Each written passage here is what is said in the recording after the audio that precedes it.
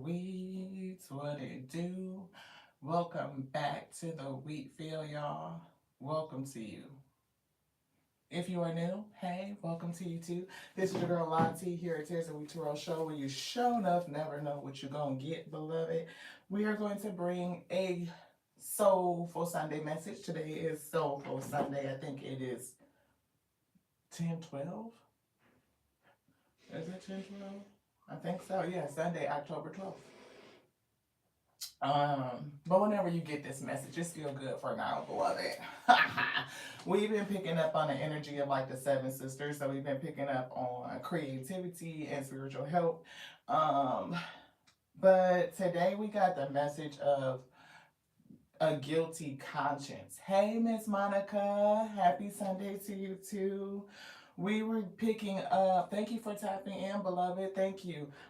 We are picking up conscious versus unconscionable. And I just left the dictionary. So it says unconscionable is not right or not reasonable. And it says somebody, I mean, it would be reasonably excessive. Right. Reasonably excessive is not right and is not reasonable. So, um, this came up in my spirit because it was like, some people do things and they don't intend on having a bad effect, right? It's like, oh, I was trying to do the right thing and it turned out wrong. So I don't really carry a guilty conscience. Some people can, because like even with good intentions, things go wrong. You can still feel bad about what happened.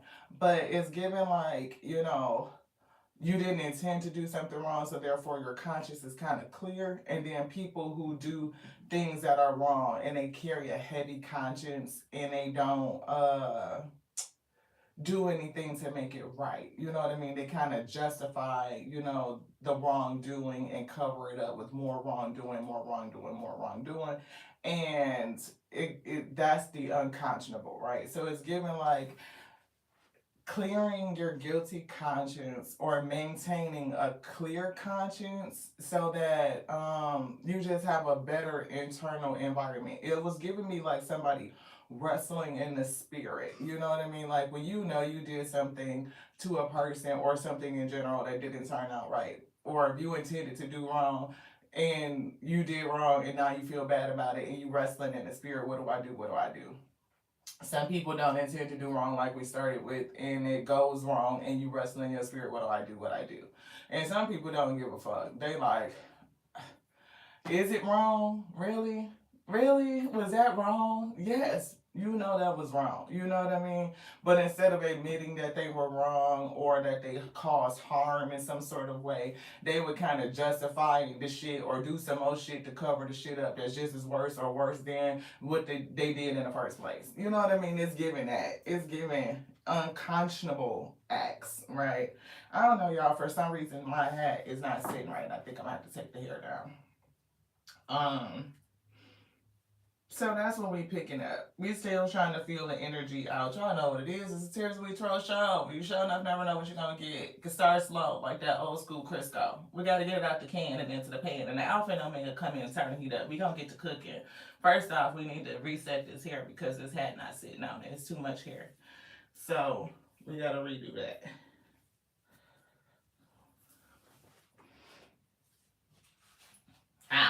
There we go. Now the cap to stay on. All right, now let's get it, y'all. What up, y'all's week? Welcome back to another Soulful Sunday conversation. We are talking about guilty consciences. Like sometimes folks be on some fuckery, to put it plainly. You know what I'm saying? They do. They be on fuckery and they do shit that they know they shouldn't do. And they justify their guilty conscience by just doing more shit that's unconscionable. I don't know. But this is the world we live in. You got to take the good with the bad, right? It just is what it is. But then again, I get other people who are like, on that up and up, like, no, I want to be, peaceful within myself, mind, body, and spirit. You know what I mean? I don't want to do things that's going to cause harm to other people because I live by principle. That's one of the principles of my aunt. Do we have a book out? It's in here somewhere. I don't know what we did with it. Shit. We usually keep it right out so we can get to it. It's right here. We locked our interest over. Just a lot of ingredients to come together. I know it sounds like a whole bunch of shit right now. Y'all don't know where the hell it's going. Hopefully we don't knock this whole damn stack of books down trying to get this. Woo! So 12 Laws of the Universe. It came out along with the 101 Principles of my eye. And I think back here in the negative confessions or the confessions that you're supposed to say that you have not done against people, like, 42 divine principles, right? And these are the 42 negative confessions or declarations of innocence. And the number one is I have not committed murder. Sound familiar? I have not committed theft. I have not told lies. I have not harmed others. I have not cheated or deceived. I have not coveted what belongs to others. I have not defrauded anyone.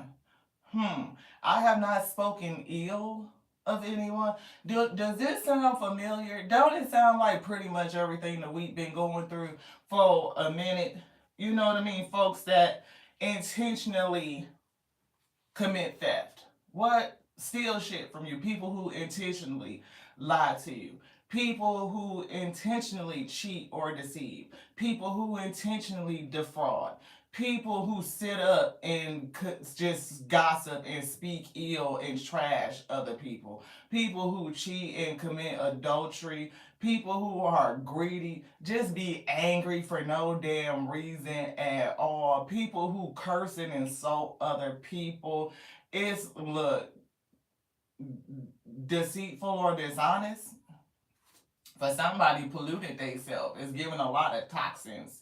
Using foul language, now we do that. We definitely could not confess that we don't use foul language because your girl got a mouth similar to a sailor. I'm just saying, it is there. You know what I mean? So, I have not caused harm to humanity. That's a big one, right? So a lot of these things, some of them, to me, in my opinion, repeat. So they should not have 42 negative confessions. But it's still like, the things we should be doing to stay in alignment, to live, keep our conscience guilt-free. No, I don't sit there use it to cuss people out all day. I don't. They're very descriptive, right? Sometimes they can describe people, places, or situations. Just saying. But it's something about living a principled life that try to keep you like on like that cleanse, like you feel good in your heart and your mind, your conscience is clear, your heart is clear. But some people don't give no fucks, like zero negative fucks. Like they like, look, I did some shit, I planned on doing it, I know it hurt you, and guess what? I don't give a fuck. I'm gonna do it again, or I'm gonna do something else, or I'm gonna tell myself that it's okay because you deserved it in some kind of way. That's what it's giving. Who know people like that? Put something in the comments. As a matter of fact, let's get this general collective comment up in the live. Y'all, I feel the grease heating up. It's coming together a little bit. Because it's starting to hit my spirit. Like somebody got a guilty conscience. Somebody may have a guilty conscience for something that they need to make right. And maybe, you're taking the steps to go ahead and clear that up. But somebody else should have a guilty conscience because it's giving like walking around in mud. Like that shit is thick. And they don't see it. They don't see themselves. They just keep doing more shit to justify. That's it. So what is the difference? The difference is obvious, but it's given like in terms of karma and law of attraction and what people experience in life, because you try to keep a clear conscience, clear things up, clear the air, make things all right, versus people who just continue to bury and justify shit. Yeah. Hey Elise, thank you so much for tapping in. Hey Veronica, Miss Monica, thank y'all so much for tapping in. It's definitely giving a clear your conscious soulful day. You know what I mean? And I think, confession is a good thing. So whether you are somebody that's in the church and you like go and you confess to some sort of hierophant, or if you are going before the Most High God within your spirit and confess and repent. You know what I mean? Repent is not just like this big old churchy kind of thing. It's not because some people just not churchy in these spaces. I get it, but it's more about recognizing what you did wrong, understanding how did it cause harm, um, doing something to change the behavior, the habits, and to fix it. To either fix it if it can be fixed, or to make amends, to pay a recompense, right? And then you move forward very conscious not to repeat that behavior and cause more harm in the future. That's what I get for repentance. It is not like, it can be however you want to do it. Like, thank you to the Most High God. I come to you in repentance to, acknowledge, whatever it is that you are acknowledging. And asking for forgiveness, for mercy, for grace, for restoration, right? To be restored, right? If you fall from grace, then we have a mindset to repent and ask to make it right, change, and be restored to grace, right? And that's what we do in relationships in general for the most part. If I hurt somebody, I want to be able to come to them, apologize, let them know that I understand what I did, how it may have hurt them, how I can, offer, that sentiment, and what can I do to make it right, because the behavior has changed. Me seeing myself hurt you in that way changed me. So I don't want to feel like this, and I don't want anybody else to feel like this. So I'm going to change what I'm doing. I'm going to be conscious. I'm going to be cognizant, right? And that's generally the track. But a lot of people don't give a fuck about that. They look, oh, did that hurt you? Why? How does me doing what I'm doing hurt you? Well, look, okay, and what you want me to do about it? There be some people. You know what I mean? It does. It takes a lot of courage to stand in your truth and to own up to hurting somebody, right? And to move forward and ask even that person to restore you back to grace. Like, it's restoring you back to the place that you held in their life. Some people may not do it. Some people be like, you know what? I thank you for your apology. I thank you for acknowledging, for committing to change, but at this point maybe I don't trust you, or I don't feel comfortable, and they may change and put up a boundary. And that's something, as a person that has hurt another person, has to accept. If you put up a boundary because they hurt you, then they need to respect that boundary. That's a part of regaining trust, that you could, like, me and my youngest, my middle kiddo, not blessing, but my middle kiddo, to birth, my oldest born and my youngest born, and then we adopted blessing, so we have the three. And my youngest, me and this kiddo hardly talk because they feel like I've hurt them, and I have apologized. I didn't understand or recognize that as a parent. I caused that on you, and I understand that it hurt you, you know what I mean? And giving this kiddo space. And it got to the point where they feel like me apologizing to them or trying to make it right was triggering for them. So at that point, okay, I don't want to trigger you. I'm very conscientious about, this relationship, the sensitivity of it. And therefore, I'm going to pull back until you're ready, right? I'm going to go at your pace, because I want to be restored to my place in your life, right? And however that looks as dynamics change, I'm open to that. So I'm just going to let you know that I'm holding loving space for you. And when you are ready, if ever, then I'll be here for you. And I always, check in time to time, hey, just thinking about you, want to send you some love. Mommy loves you, that type of thing. But is it difficult to give a person space when the only thing you want to do is run in and make it right? Yes, yes. But what is the right thing to do is to allow them the space that they need, maybe to even recover from you. So let's get it. General collective reading. And we're talking about guilty conscience. Guilty conscience and being free versus being free. Can we get this in here? Conscious versus freedom. And so, even in this situation with my kiddo, you know what I mean? I know that I've done everything, that I can do so far to make it right. And I'm holding space for them. So, when they get ready to come around, then we can have, we can further the conversation or move through the process. But I'm not going to rush them. This came to me, another thing yesterday, testimony. I've done, we all done things. We've all been karmic at some stage in our life. Um, I hurt my best friend. My sister of like 30 years. We don't call each other besties anymore. We spent like about 10 to 15 years away from each other. We grew up as teens. I knew her boyfriend, her husband, ex-husband now. Before she knew him, we were friends on the block. We used to hang out. I hung out with the fellas, so we was hanging out. But when she moved on the block, you know what I mean? They hooked up, love at first sight, high school sweethearts, end up growing up and getting married. But when they went through, when I say they went through everything that high school sweethearts go through from cheating and all kind of shit, and they figured out how the way to make it work until recently they're divorced. That they were married for like 20 something years. So, anywho, there was a time when we would be hanging out, doing shit that people do. Entertaining. So your girl, I'm not a good person to talk to, especially if you want me to lie, because I have a very hard time lying. It just doesn't work.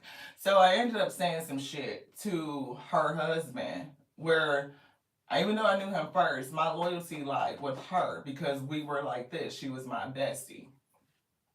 I ended up saying some shit to him that kind of spilled the beans on some shit we was doing and caused a lot of ruckus, between in their relationship.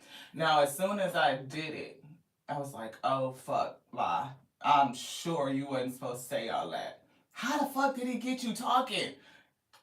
He knows me. If I get to talking, I'll fuck around and say some shit I'm not supposed to say because I have a hard time lying, right? When I tell you, oh, it caused the biggest fallout. I hurt my friend so bad and I felt like such shit.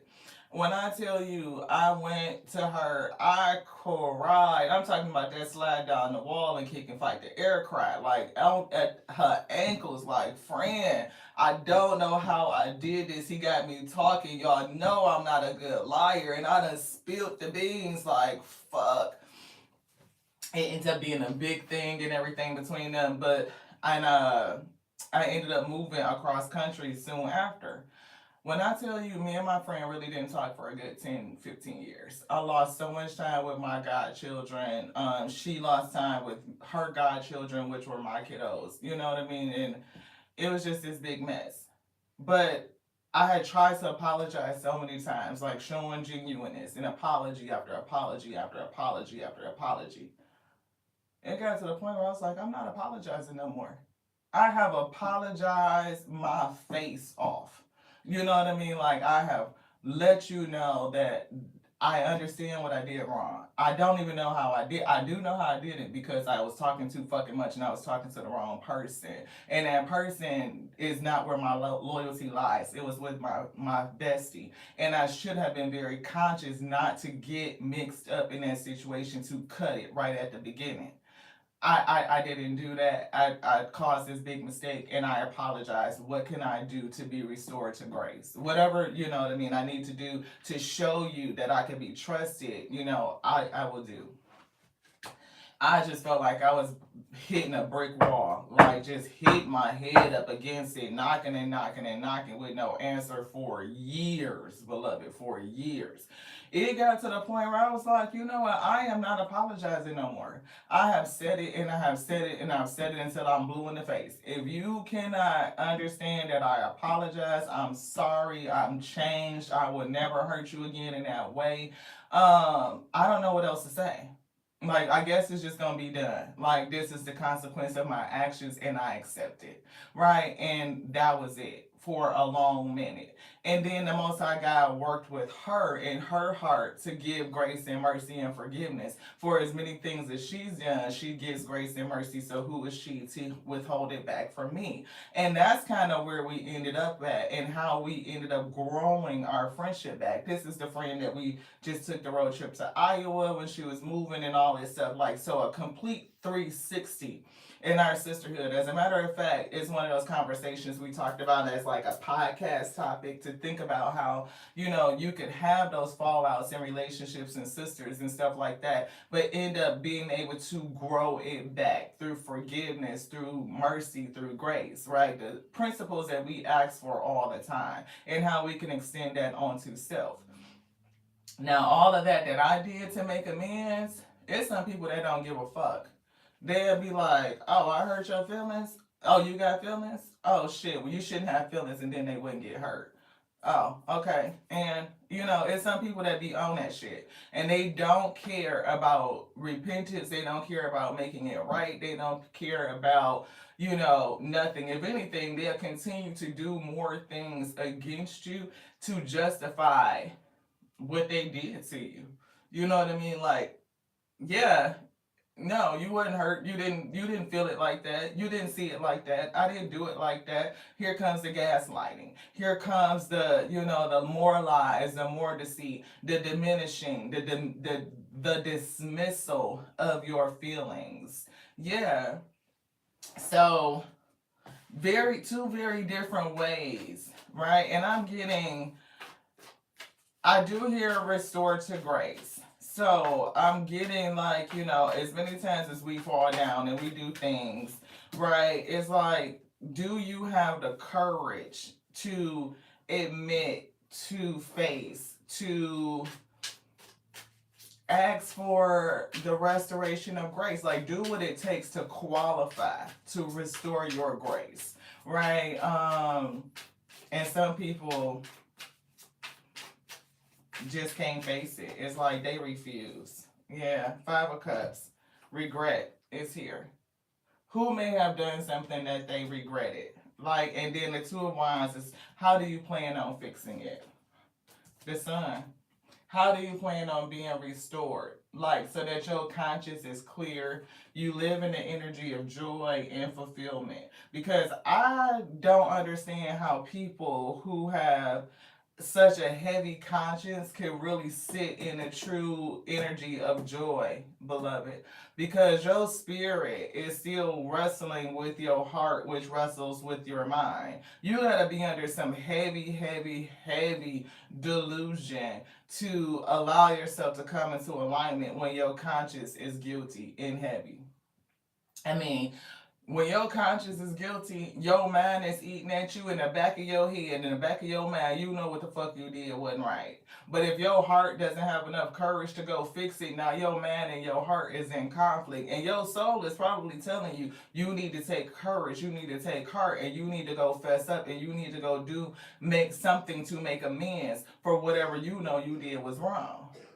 Your spirit cannot rest. So somebody spirit is disturbed because they don't have enough courage to do what it takes to be done to fix whatever they may have done to you or somebody else somebody close to them. I'm getting that somebody has done something to you and they don't have enough courage to come and face you. It's somebody else that did something to you that don't give a fuck about what they did to you. Don't give two fucking shits. Probably this person feels so deluded that they don't even fucking think about it. Oh shit, we got all kind of shit. Divine source. The Most High God gonna take care of that though. You know who could put some guilt on a person's heart? The Most High. Individuality, allowing divine love, energetic clearing, karma, and the right action. See?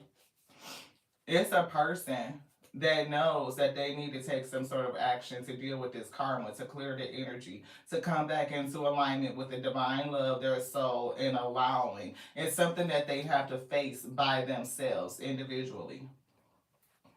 Something they need to face by themselves. They need to take the right action and face their karma and clear the energy. Divine love, their soul says that they need to fix it. They need to allow the going through, the consequences, and they may have to face it individually by themselves. I'm telling you, the divine source is here. So somebody conscious may be so heavy that they're trying to pray for how to come out of a situation. How do I deal with it? How do I face it? How do I make it right? Sometimes people do shit that's so heavy that they cannot figure out a way to make it right. Like they cannot bear the consequence. You know, if you are a person that has unalived somebody else and you on the run, sometimes people feel bad about what they did. It's a circumstance to it. Not everybody is just a cold-blooded, you know, like that where they can just unalive without conscience. Some people really, you know, suffer mentally, spiritually, you know, emotionally because of the thing that they did, especially when they can't make it right. You know what I mean? And people run from themselves. People run from the horrors that they commit all the time. Loss. See, it's definitely somebody that caused some sort of loss. And whatever they did, they know they cannot fix it. There's no repairing it. There's no fixing it. And sometimes when you can even repair the situation, you may not be able to repair the relationship. The relationship itself is just gone. It's like, look, again, somebody being trapped in it, being held and trapped and imprisoned, right? Because of whatever it is that they did. So thank you to the Alpha and Omega for bringing this message, bringing it through us first and foremost onto us to strengthen us, to bear the yoke you have placed upon our shoulders. Have it go out into your wheat field, magnetize into this space so that they may hear this message, they may receive it and be spiritually strengthened to bear the yoke that's on their shoulders. It's definitely giving me somebody struggling with a guilty conscience, and somebody else with a clear conscience could be struggling with somebody else that is able to do the unconscionable. Like people may not understand how others can be so heinous that they can perform tragic acts without having any conscience, without feeling any guilt, any remorse, any regret. Allow us to move through these emotions, to recognize them, to understand how these things happen, how we can come to peace, to harmony, back to balance, back to par, to relieve ourselves from any pain and any suffering, right? No need to suffer for a person who does not give a shit about what they did to you, beloved. Sometimes we hold ourselves with the energy of anger or unforgiveness and bitterness, thinking that it's hurting the person that hurt you when they still don't give a shit. These people are not losing any sleep over what they did to you, not until the Most High God show up and that karma come back around, right? Because every dog shall have their day. Just saying, Ashe. Give us peace in knowing that the Most High God always balances all things, for justice shall be prevailed. So justice, grace, and mercy, restoration for those who take the mindset of repentance and recompense to make things right, to clear their conscience. And unto the Most High God, your will be done for all those who refuse to relent, to repent. Ashe, grief. Grief. Grief. Those who fucking cause loss and grief and they do it without conscience. They need to see. They need to be exposed. It's like exposing themselves to themselves. The truth coming out. Truth being revealed. Seeing the truth clearly. Some things, I mean, everybody, just truth be told, real shit. Everybody got fucking skeletons in their closet. Everybody do. Ain't nobody got a clean ass fucking closet unless you Mother Teresa or Gandhi or some shit like that. But everybody got a skeleton. And some of them skeletons, you like, shit, okay, it's time to take them bitches out and throw some salt and some gasoline on them bitches and light them on fire, and that way you could clear the ghosts out of your conscience. You know what I mean? Sometimes we be haunted by the shit that we did that people, you know, you just need to do something with it. with the energy to clear your conscience. That may be facing a person that you harmed. That may be going to the priest closet and just be like, look, it's between me, you, and God. But we got to clear this conscience. I need to get it out. I need to get it off me. And some people, they don't give a fuck. They just don't. Harvest season. Harvest is coming in, and I'm getting a separation. I'm getting clearing of the fields, clearing the energy, but I'm also really getting separating. Spirit says separating. And the thing about this is that they're showing me is 34 is the truth and 43 is the harvest. Get that. Can y'all see that? 34 is the truth and 43 is the harvest, sweet. Can you see the truth? Can you face the truth of self? Can you see you clearly? Because it damn sure makes a difference on who gonna harvest and who not. What's gonna be harvested? Are you a terror or are you a wheat? Are you called for good bread? Into you, can you see? Can you be intimate with you wheat?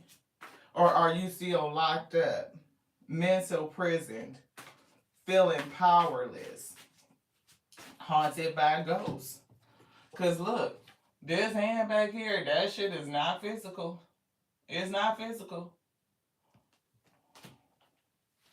And them 4 birds up there is giving me 4 swords, like 4 crows, like needing to rest, like needing to put something to rest your conscience. So if you have a guilty conscience about something today, Spirit said repent and let it go and ask for restoration, grace, restoration. It's definitely giving rest and restoration, recovery. Somebody needs to let their mind go. You want this? No. So I don't know how that's coming together for somebody. A sexual alignment is coming through.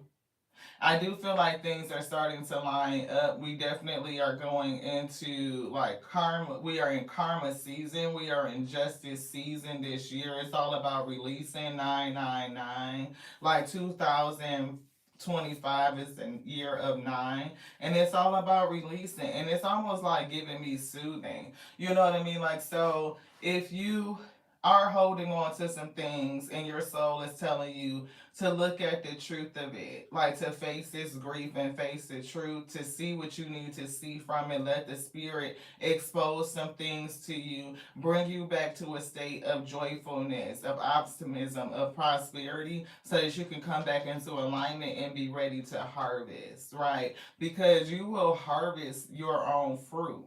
But what are you bearing? Like, is your heart full of grief? Is it full of, suffering that you may have caused other people? Is it full of delusion? Is it full of guilt, right? Like where your heart and your spirit cannot rest. Your mind is off. Are you justifying what you did to somebody else without fixing it, without making amends, beloved? Those who could face the truth of themselves, that darkness, that other side that I may have caused grief, that I know I caused grief, the grief that I caused is blatant. I can see it. Son, I can see it. The truth of the situation. What am I going to do to bring it back into alignment? So that we can either fix it or I can still get the good fruit from it. Either they can get their good fruit, I can get my good fruit, even if it's separate, individual, where we don't even come back together again. My conscience is clear and is given new life can begin. Because we are all designed to have an impact on one another. I can be a help and a healer to one person, and I could be karmic to somebody else. I could be used for the same, 2 different purposes. Same person used for 2 different reasons, right? I could have helped awaken somebody else through the pain and trauma that I caused them, and somebody awakened me through the pain and trauma and the grief that they caused me. How did I handle what did I do to, what I did to somebody else? The loss, the grief that I created. Did I face it or did I run away from it? I can tell you I have had that extreme pleasure and opportunity to face what I have done to people. Some people, most people, it's only one thing in my life that's between me and the Most High God, and that's it. Like, period. right? Because to discuss it would cause more harm than good. So that closet look, and we've been working on that skeleton right there to lay it to rest. Because it does come up and we have to reaffirm, and we go through the process. Spirit literally just put it on our heart from our friend, like, you got to do the same thing. Why are you constantly berating yourself something that you have acknowledged, confessed, repented, and did everything that you could do to make amends, beloved? Why are you holding yourself? Why are you constantly raking yourself over the coals for this thing? If I have given you forgiveness, I have given you mercy, I have restored you to grace, then you need to allow that for yourself, Ashe. But sometimes that what you just feel it so deep. I know we do. We feel it like, it's something that a part of our cross that we have to bear. But Spirit said, let it go. You don't have to suffer that because you already made amends for that. You received your judgment. It's a debt that we had to pay, and we paid it. So it would be like me owing fucking student loans, because that shit heavy, right? Like a fucking mortgage. But when I pay my student loans off every month, I'm still trying to send it as another payment and another payment and another payment. Why are you still paying a debt that's already been paid, beloved? You did that. You got the fucking promissory note. It's clear, like you did it. You paid it. It's clear, energetic clearing. You don't need to continue to offer more energy and inject it in something that the Most High God has already said is done. That's it. So can you allow it for yourself, the forgiveness? Spirit said maybe you need to work on that. And we take it in for self because this is what we've been going through, right? Like to really get that heart to rest, to accept forgiveness onto self. Now, some other shit, again, like I said, we done sat in front of these people and be like, look, I'm so sorry. Cried and slid down the wall, whatever you need me to do, and apologized for years till it got to the point where it was like, I'm not apologizing no more. Like, shit, again, look, what you want? From look, blood, fuck, an arm, a leg, like, cause I done take it or leave it at this point. Cause look, I'm not gonna keep apologizing for the same fucking shit. And I'm talking about a real apology that comes with changed behavior, beloved. Not some, oh, just, I told you I was sorry. I'm sorry. Shit. That's not no fucking apology. That comes from somebody that don't have a goddamn conscience. When a person will look at you and be like, I'm sorry. Shit. Just get over it. That's not an apology.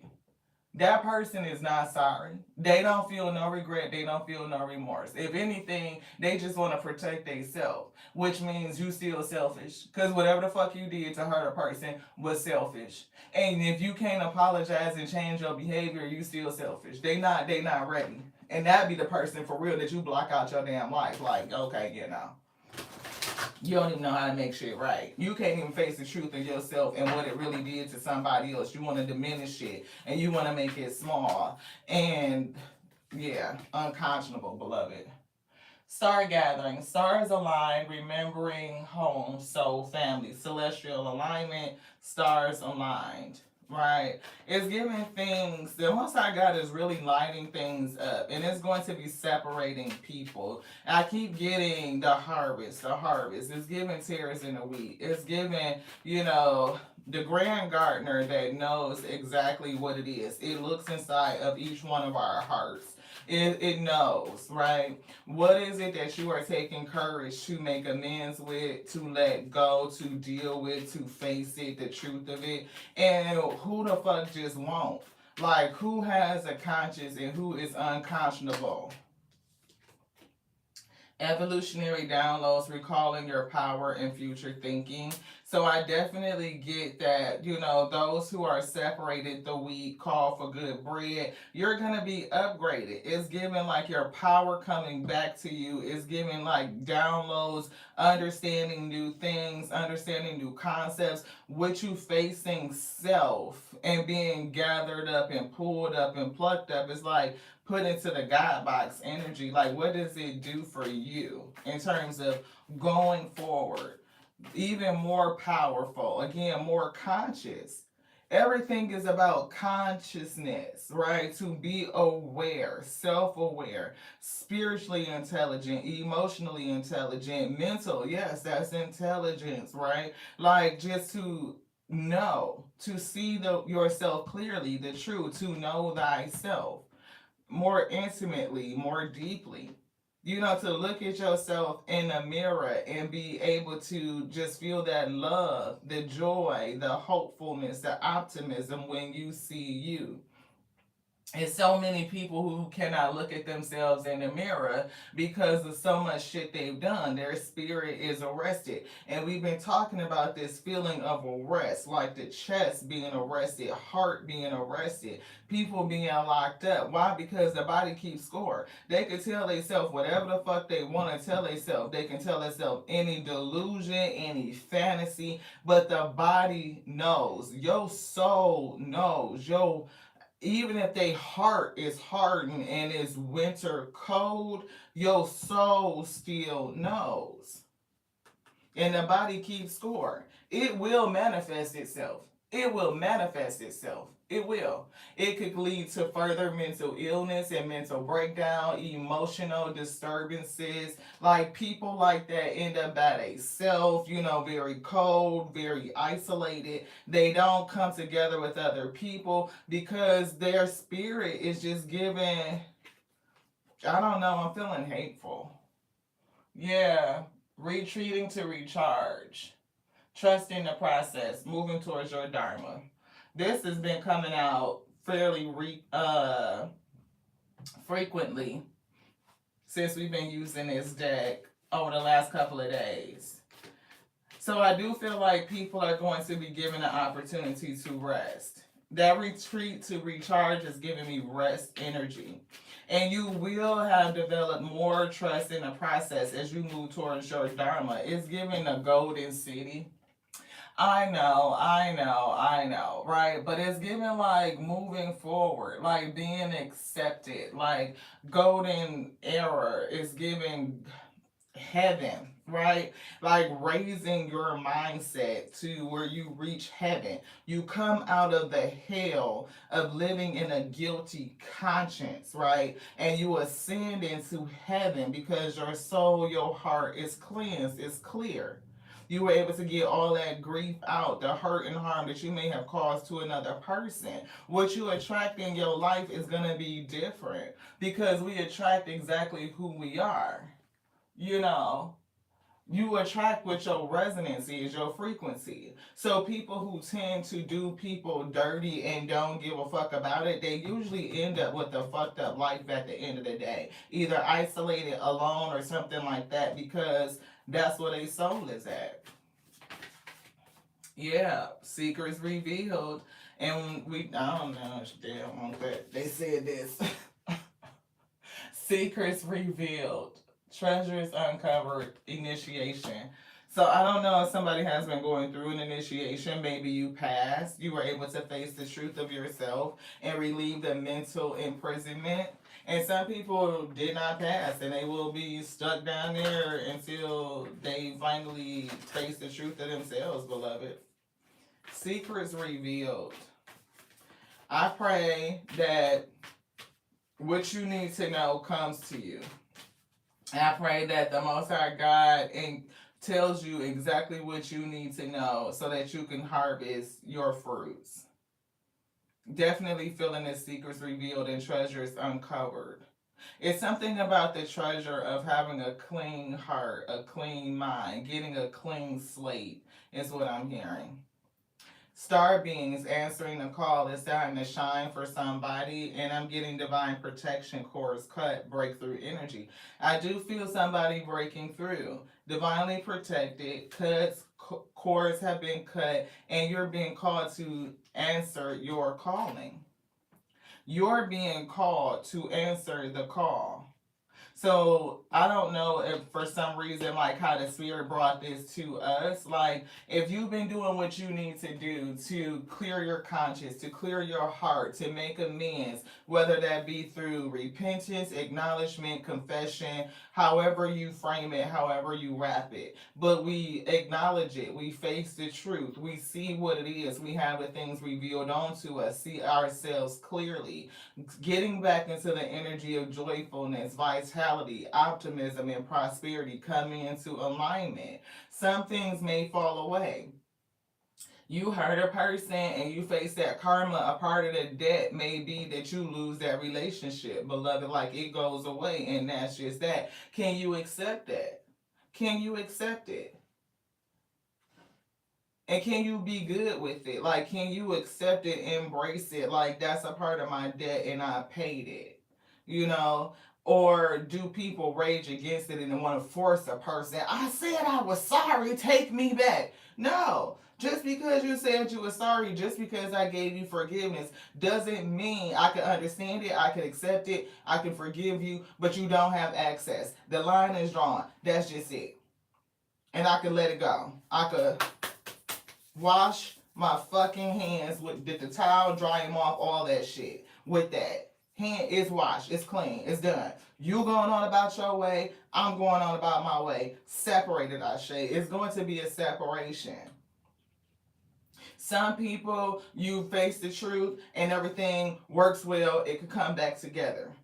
Right, and it may come back even stronger because you were able to be vulnerable, to be real, to face the truth, to face up to something and work towards making it right. Right, being restored, the loyalty, the trust, the commitment, the dedication, all of those good principles being present. And it could take time for it to heal and be restored. But if you are a person that really means it and your heart is in it, you will do the work, beloved. You will hold loving space and allow this person to step towards you. You step towards them. You will go at their pace because you're the one that caused the infraction.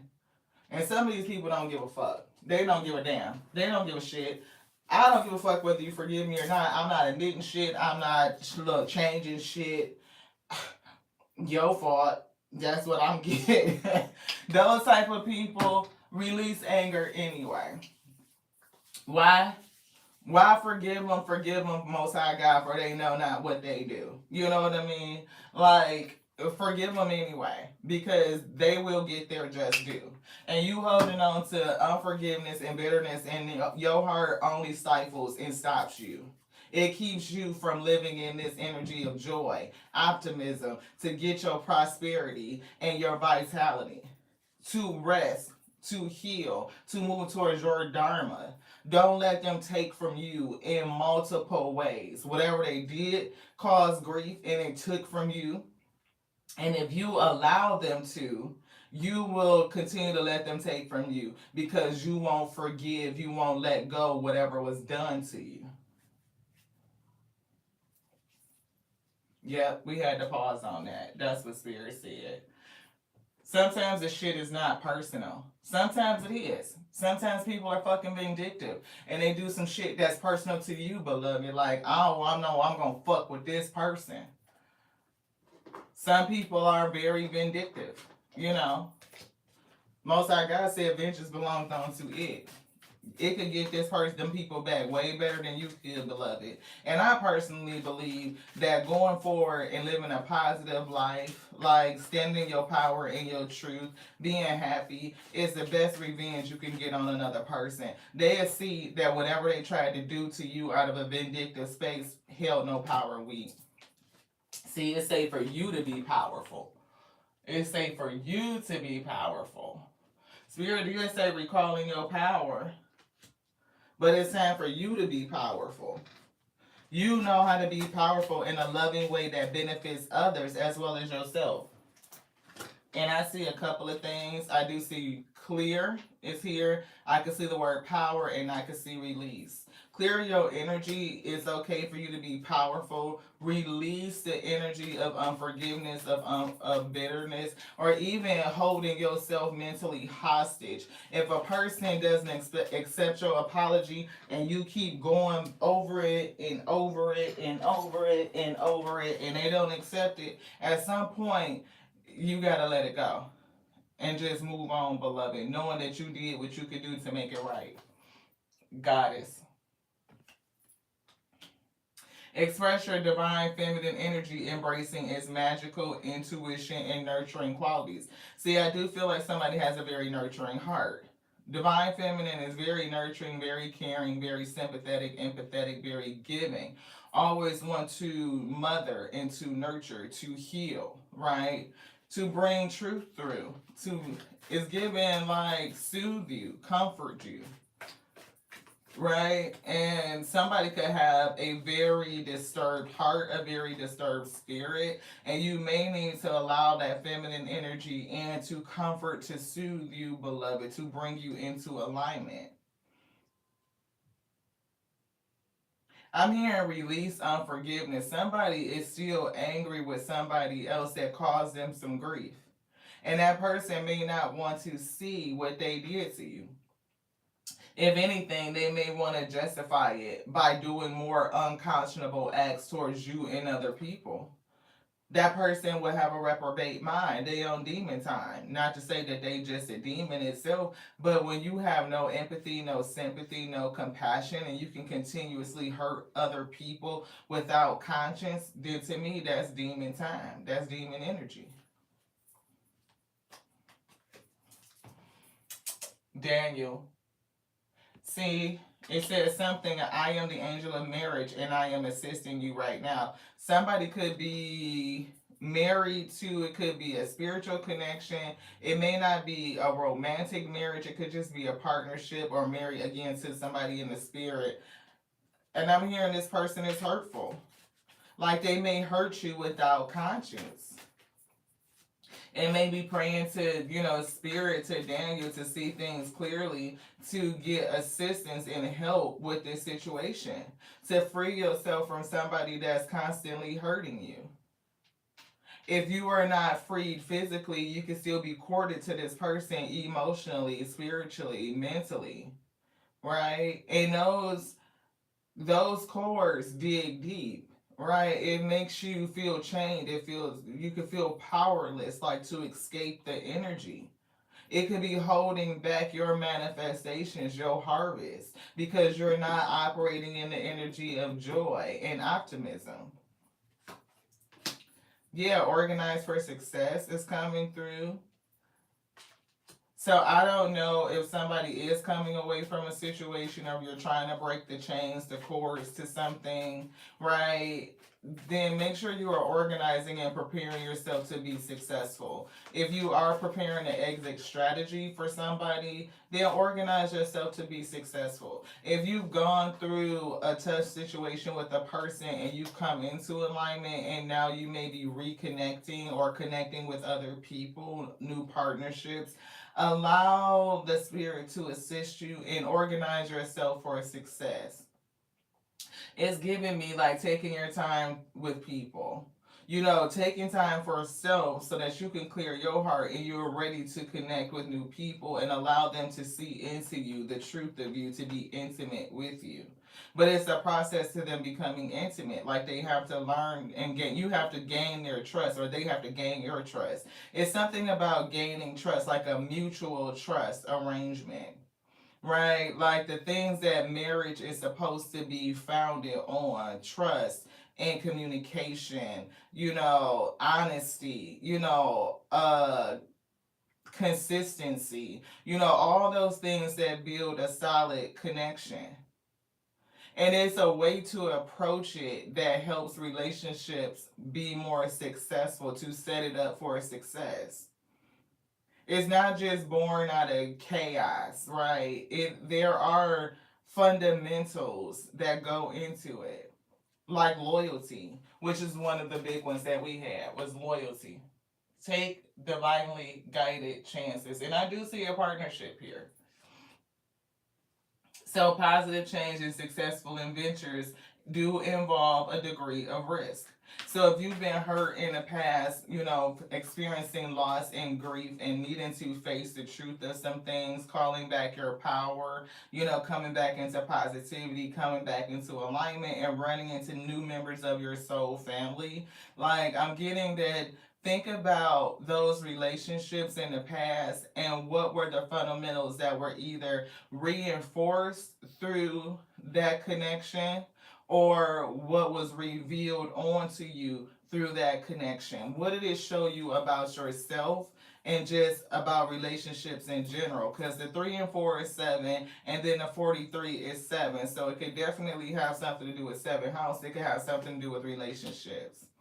Environmentalist, you're an earth angel who was born to protect, nurture, and teach. And we do see something about animals, so you could have an affinity for animals, but it's definitely earth angel who was born to protect, nurture, and teach. And the divine feminine has that same thing, right? It's like to nurture, using your intuition. You could be a teacher, a comforter, and you're very powerful. And the spirit said it's okay for you to be powerful.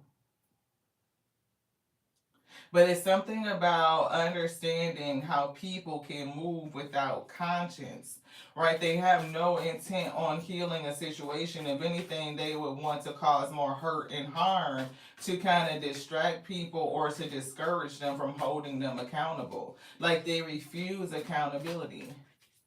It's like a person that like threatens all the time. Like if you say something, I'm gonna knock this out of you. You know what I mean? Like kind of thing. They get upset and become violent and angry because you calling them out on this shit. Instead of coming into repentance and facing the truth of what they did wrong, they would double, triple down on it. Yeah, crown chakra. So somebody definitely needs to understand this. They need to have it right here. I do get crown chakra upgrade coming, a download, evolutionary download that Spirit said is coming through. Divine guidance. And you may need to ask for help. As we say, ask for help. Throat chakra is backed up with asking for help. Right? So this could be something. Emotional sensitivity and employment change. If you are a person that's in a situation or coming out of a situation with somebody that just behaved as if they had no fucking conscience, right? Like they don't care how you ended up. They don't care how they left you. They don't care what they did to you. They could have left you down and out with a little bit of shit, right? The spirit said this person just has no conscience. They will do the unconscionable. So you working through the stages of grief and understanding how to let that go, ask the spirit for help. If you need resources, if you need other soul family because the person you were connected to just didn't give a fuck about you, it's like you have soul family that does that care about you. First off, the spirit is with you, and your angel team, your spirit team is with you, and if you ask for help, if you ask, there's nothing that will be withheld from you. You will receive every resource you need in order to get to your harvest at the end of the day, weed. You will be, not only is the Most High God going to pull you out and separate you because you're the weed called for good bread. And we know those tears will be bound up. They're going to be cast out and burned up, right? So everybody is going to get their just due. But it's given right now, ask your spirit team to come in and help you. So somebody may need help with facing the truth of self or facing the truth of others. Manifest your dreams is stuck to the table. We could barely get that up. And evolution. We were just kind of thinking about evolving and growing. Somebody is having a hard time facing the truth of themselves. And somebody is having a hard time of facing the truth of other people. Definitely getting to other people. Like how other people could just be so unconscionable. Walk around knowing that they did the ultimate fucking most to a person and they don't even give a shit. 1717, drama alert, drama, drama, drama. We do see independence and we saw that individuality. So somebody gonna have to deal with this shit on their own within themselves, an intimate thing. We do see alone time, learning and healing, right? And we also see soul mission. Like somebody that really hurt you and caused loss and grief in your life could have awakened you to your goddess energy, to your power, that you are a protector, you are a nurturer, you are a teacher, and you need to use your throat chakra. It could have taught you to speak up for yourself, right? To take a divinely guided chance to come away from somebody that's hurting you and organize yourself for success. Move yourself into your dharma, crown chakra, having a level of understanding. See, the void is here, 2002. Ooh, yesterday we saw the angel number. Spirit gave us the angel number 2222 for feminine forces. We were picking up the seven sisters again. But we do see a longing. We see ambition, genius, forward thinking, but stress and depression, beloved. Stress and depression. And we were saying the body keeps score. Eight of Swords. When you are mentally in prison, you are emotionally in prison, right? When you feel like you are spiritually bound and you cannot express yourself fully, the spirit, the soul can't express itself, your heart can't express. Like your mind is, it won't let you rest. It's given like you're gonna go through that stress and depression. But people have more control over their lives than they realize. Right? They can face the truth to themselves and tell themselves the truth. Is it gonna hurt? Yes. Yes. Is it gonna feel good? Absolutely not. Some of the shit you're supposed to feel it. If you don't feel bad about the shit that you did wrong to another person, whether it was on purpose or on accident, and do something to fix it, it's something going on with your heart. It's giving blocked, it's giving cold, it's giving stoic. You're supposed to feel a kind of way. Your emotions are a guidance system. It's supposed to guide you to go and make a recompense, to repent, to change that behavior, to change your mindset, to go make it right, to see the truth of your actions so that you can learn through it. You can't control how another person is going to accept you on the other side. You ain't got to fucking apologize until your face turn blue. If a person say they accept your apology, they forgive you, and they give you access, then you shouldn't keep having to hear it over and over and over again unless you keep doing the same shit. Which again, if you apologize without changing that behavior, that's not an apology, beloved. So if, say for instance, I told y'all I when I was like 15, I kissed another boy and my boyfriend got a wind of it and he dumped me. But and I tried to get him to come back. I apologized and he just wouldn't. He was like, I am not forgiving you. Like, no, you hurt my heart. Fuck on. That's what I felt like he was saying to me. He did, right? But just look, so he can make that choice, even though I apologize, right? Did I ever cheat on somebody else in my life? One more time. One. That was it. And it was years later. But it's still fucked up, right? Okay. I kissed somebody else again. I don't know what it is. I was, anywho,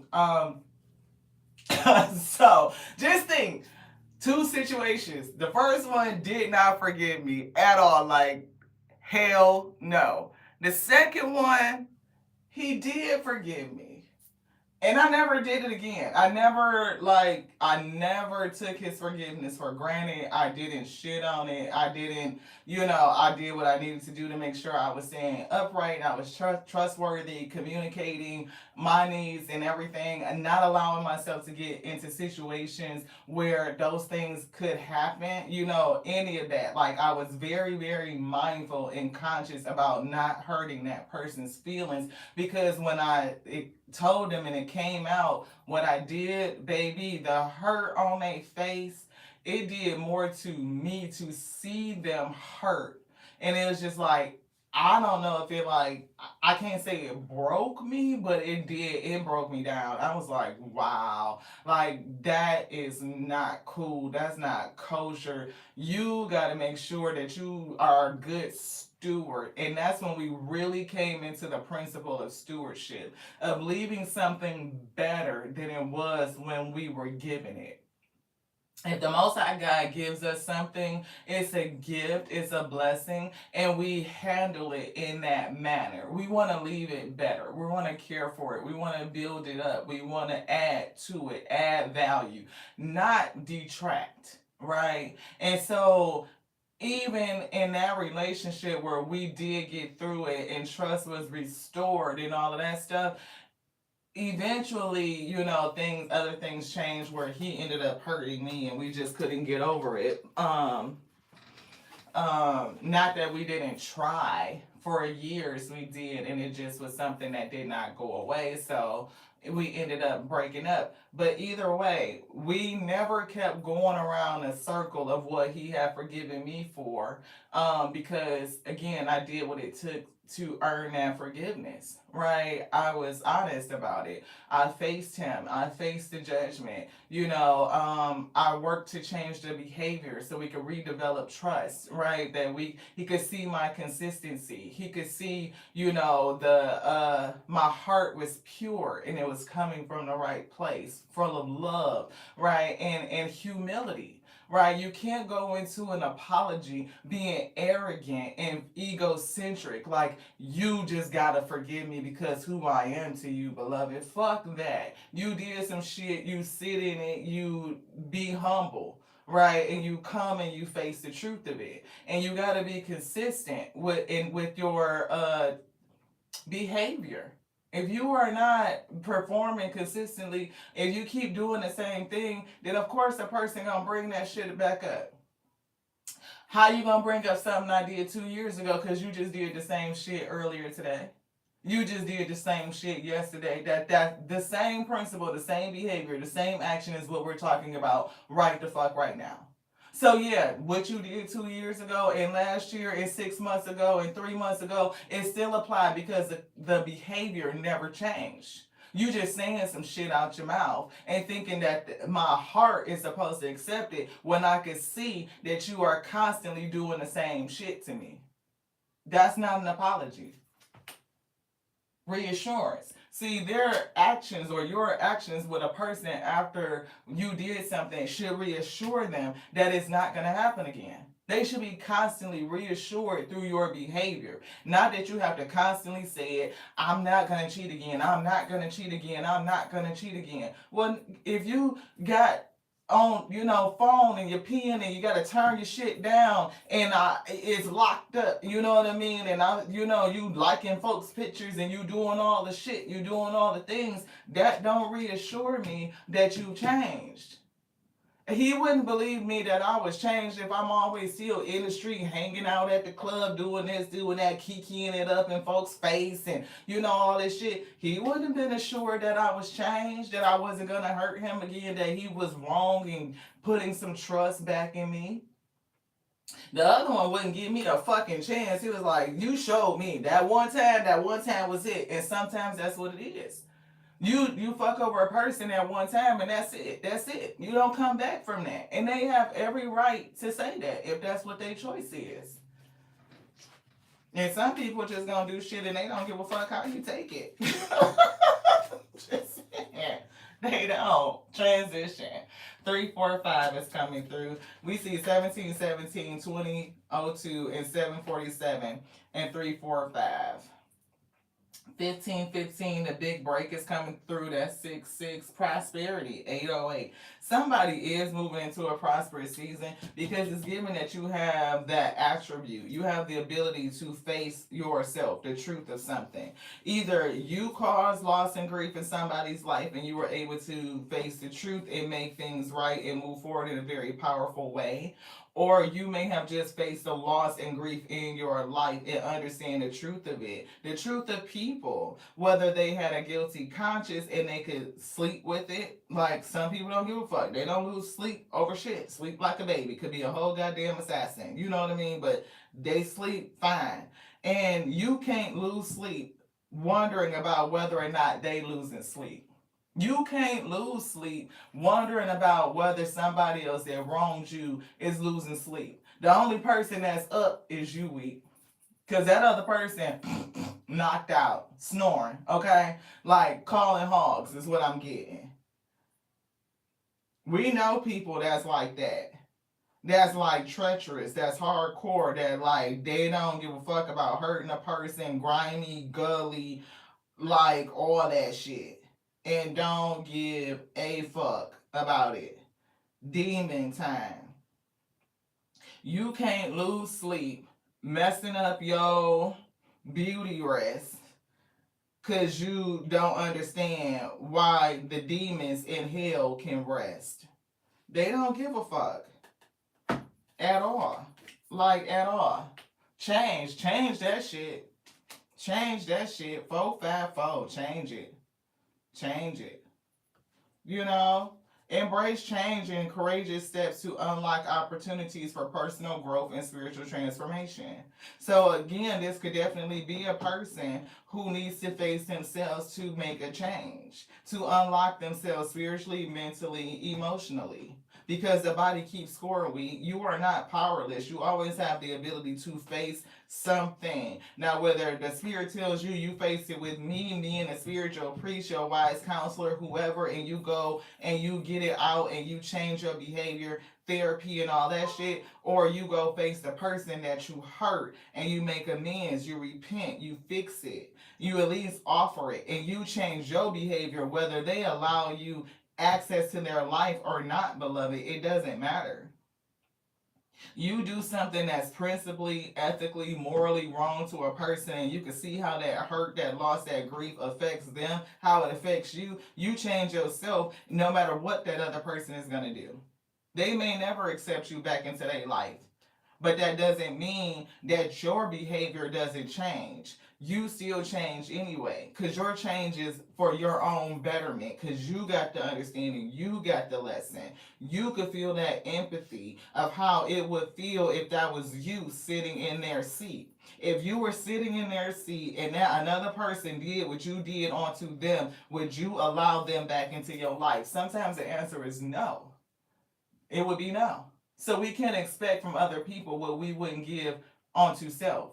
If you wouldn't give that shit to another person, then you can't expect another person to give it to you. We can't ask for what we're not able to give. Giving and receiving. And that's what changed my sister's heart, a 30-year relationship and how we were able to recover it. She's a Hierophant. She's definitely very traditional, very into the church. And she came to the understanding is how can I continue to rake you over the coals? One, I was a part of the situation and you shouldn't have had to lie. If we were both doing the right thing, you wouldn't have had to lie anyway, right? You would have been able to say the truth and it wouldn't have been an issue. So then it was because I asked for mercy and grace and forgiveness for my own shortcomings. I offer grace and mercy to others for their shortcomings, especially when it's coming with an apology, repentance, and changed behavior. And I can see that consistently, right? So we were able to get through that and reestablish the relationship. Is it technically the same the way that it was? No, it wasn't. In a lot of ways, it's less than because we don't share the same level of deep trust that we used to, but I'm so grateful of what we do have because it's better in other ways. We are stretched, we are more intuitive, we have a deeper level of understanding and appreciation. Like, we don't say bestie because she got a new best friend, somebody that was in that 10-15 year gap where we were separated. And I would never want to come into that. You know what I mean? I'm just grateful to be here. Oh shit, sis. You know what I mean? So it is. It's just sis. That's what we do.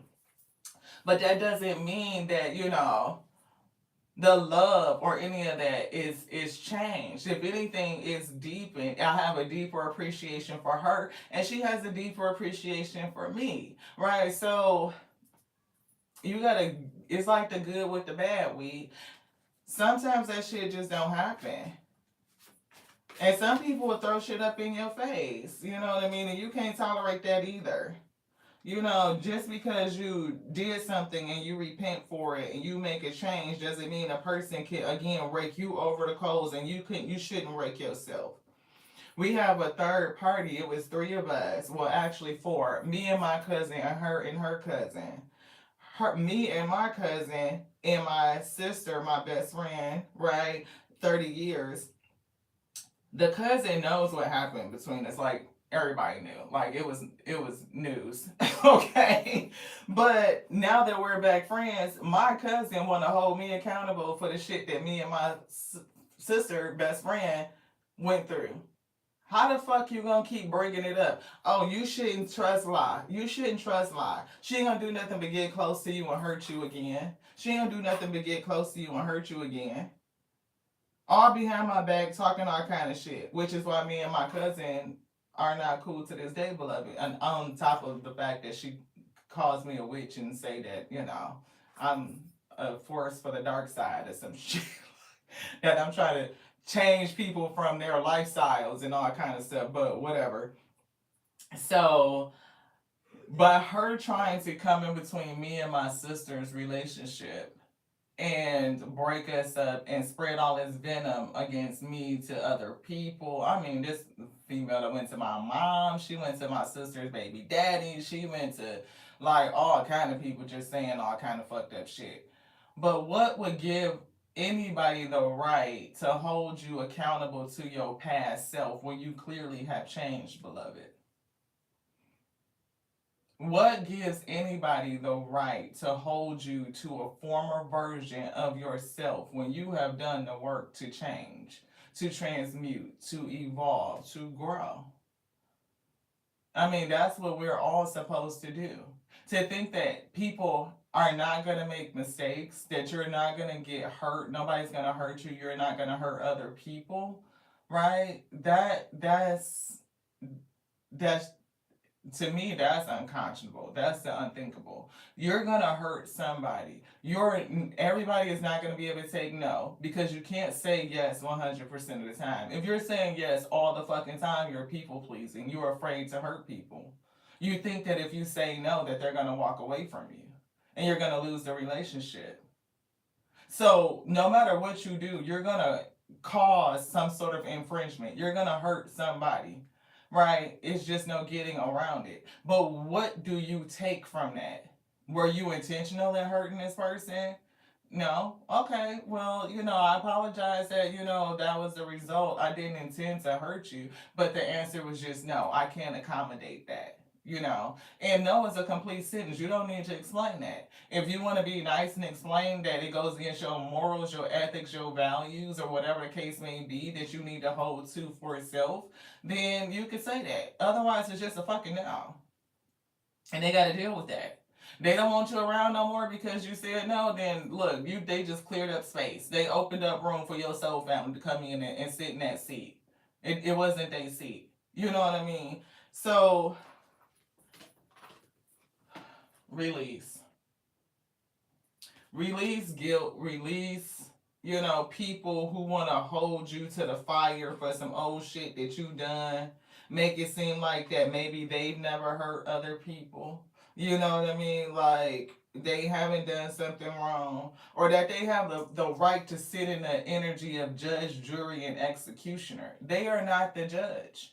As a matter of fact, I believe that we're not supposed to judge one another. Is that right? You know what I mean? Like, you gotta take the fucking splinter out of your own eye before you can judge your brothers. Right? Before you go take the splinter out your brother eye, how about you get the one out your own, this eye? Right? You know what I mean? Like, how can I see you clearly when I got a splinter in my own eye? I don't even see me clearly. A lot of people can't even face their own self, but they want to come in and tell you about yourself. Who the fuck been through that shit? Like this person that want to hold me accountable to my old self. You can't see that I'm not that person no more. That I've changed. Why you can't see it? Because they got a splinter in their eye. They can't see clearly. So never are we held to the opinion of somebody else. They want to judge you based on your old self. No, you've changed. You've evolved. If you did, if you've changed, if you evolved, right? They don't have a right to sit as judge, jury, and executioner in your life and tell you or other people about how they can interact or connect with you. They probably have their own spiritual work to do. Like to go, for one, get in the mirror and remove that damn splinter out their eye and release judgment. Because judgment is on to the Most High. I'm hearing Tupac, only God could judge me now. You know what I'm saying? Get the fuck out of here with the judgments. If you decide for yourself that you can't mess with me because, or anybody because of whatever they did in the past, then that's your right. That's their right to do that. And we have to be brave enough to allow that relationship to release, to transition, to change. And then some shit comes back, and it comes back stronger because you were able to go through the process, to face, to change, to build trust, and all the strong foundations of a solid relationship. And it becomes an example of how people can go through hard shit and get past it.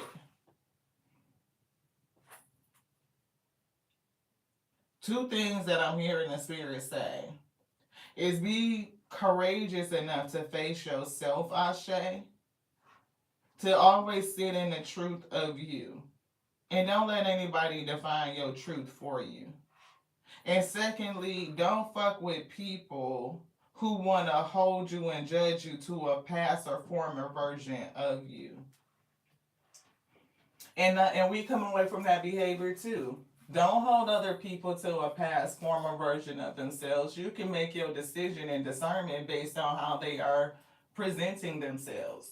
Again, if I forgave you for some past shit and you changed, then it's not okay for me to keep bringing it up and throwing it in your face, right?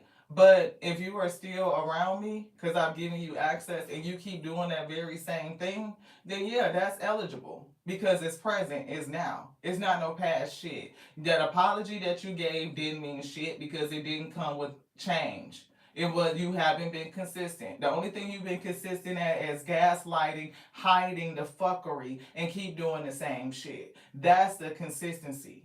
So now I get another opportunity to decide for self. Do I let this shit go? Because I can see that that's who you really is. That's the truth of it. I need to face it. Yeah, yeah, okay. This person is just, on demon time. They got that mentality. They gonna keep doing the fuckery. They gonna keep causing loss. They gonna keep causing grief. And the only thing they're gonna do is find another way to justify it. If that be the case, then I know what to do. Separate myself because I'm the weed and I'm not gonna eat the shit from the tares because it's gonna hurt and harm me. 12 laws of the universe. I'm feeling somebody is trying to grow, somebody's trying to evolve, somebody's trying to attract their highest good, but we attract what we are, who we are, not just what we want. If we attract what's on our frequency. So if your heart is heavy, if you're experiencing grief or loss, you may need to face the truth of it so that you can change your frequency back to optimism, to joy, to hopefulness, to positivity. It's giving positivity.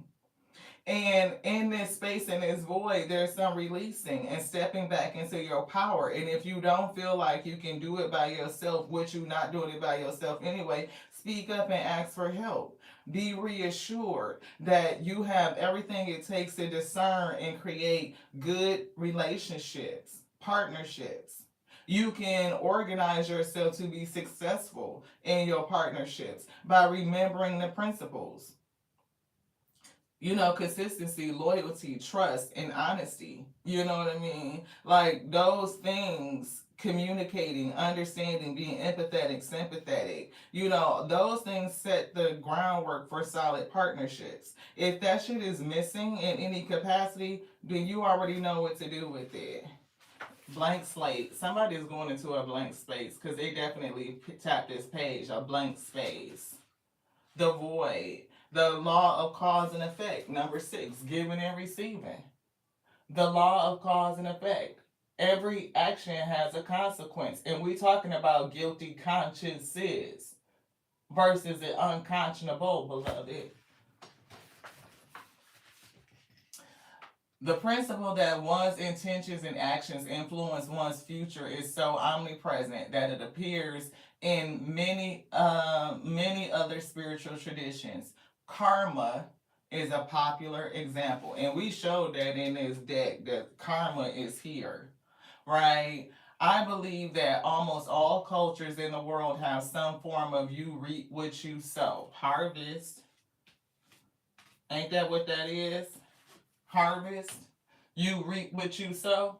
Come on with this thing.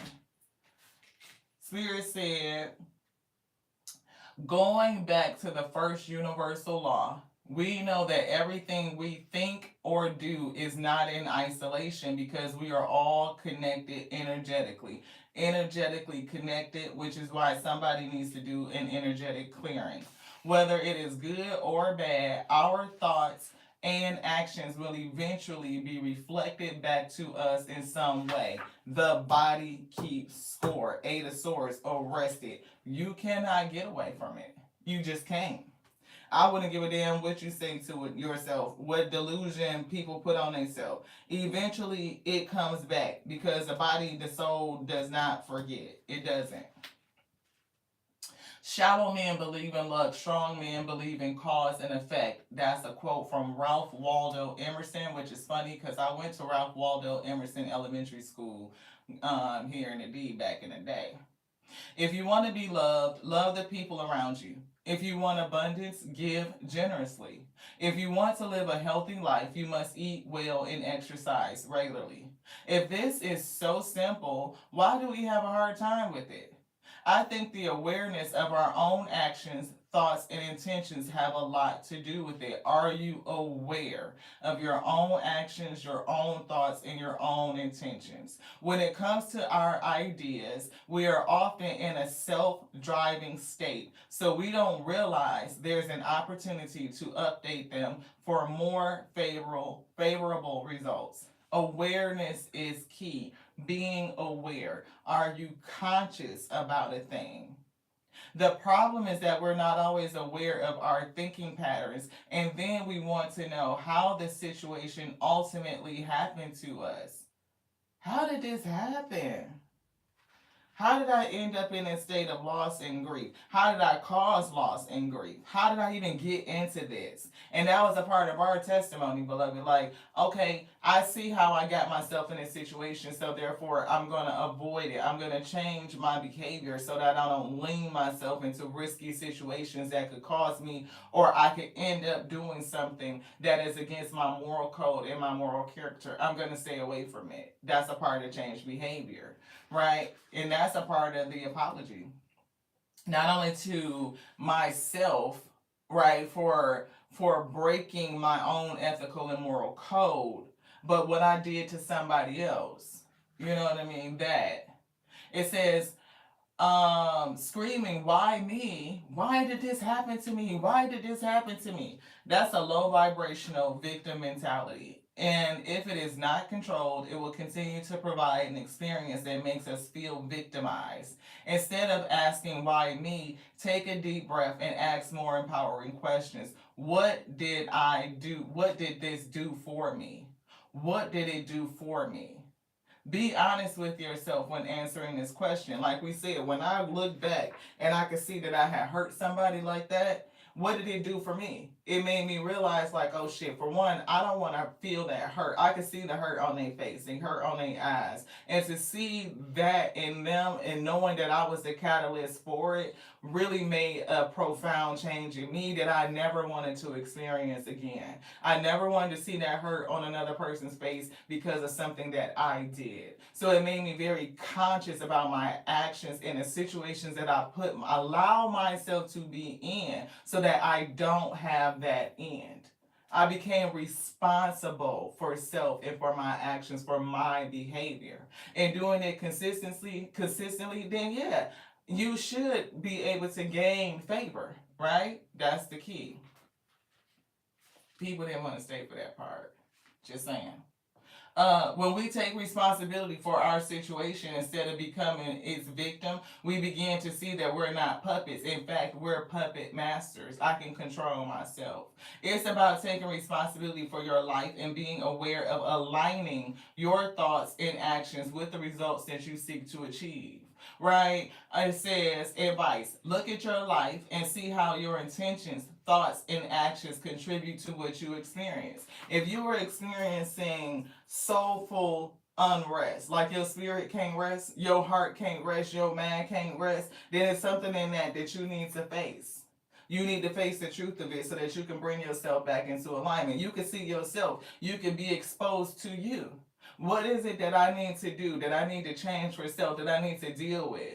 That I need to go either to the Most High God, because look, we going into the prayer closet, we going to the confession closet, and we gonna get this off of our chest. We gonna do what we need to do with it. I may need to go face the person that I hurt and sit with them and make amends for it. You know, whatever it is, you need to get it out of you. And if you did that to a person and they still want to berate you and rake you over the coals, then you too know what to do. Because you don't have to go through that.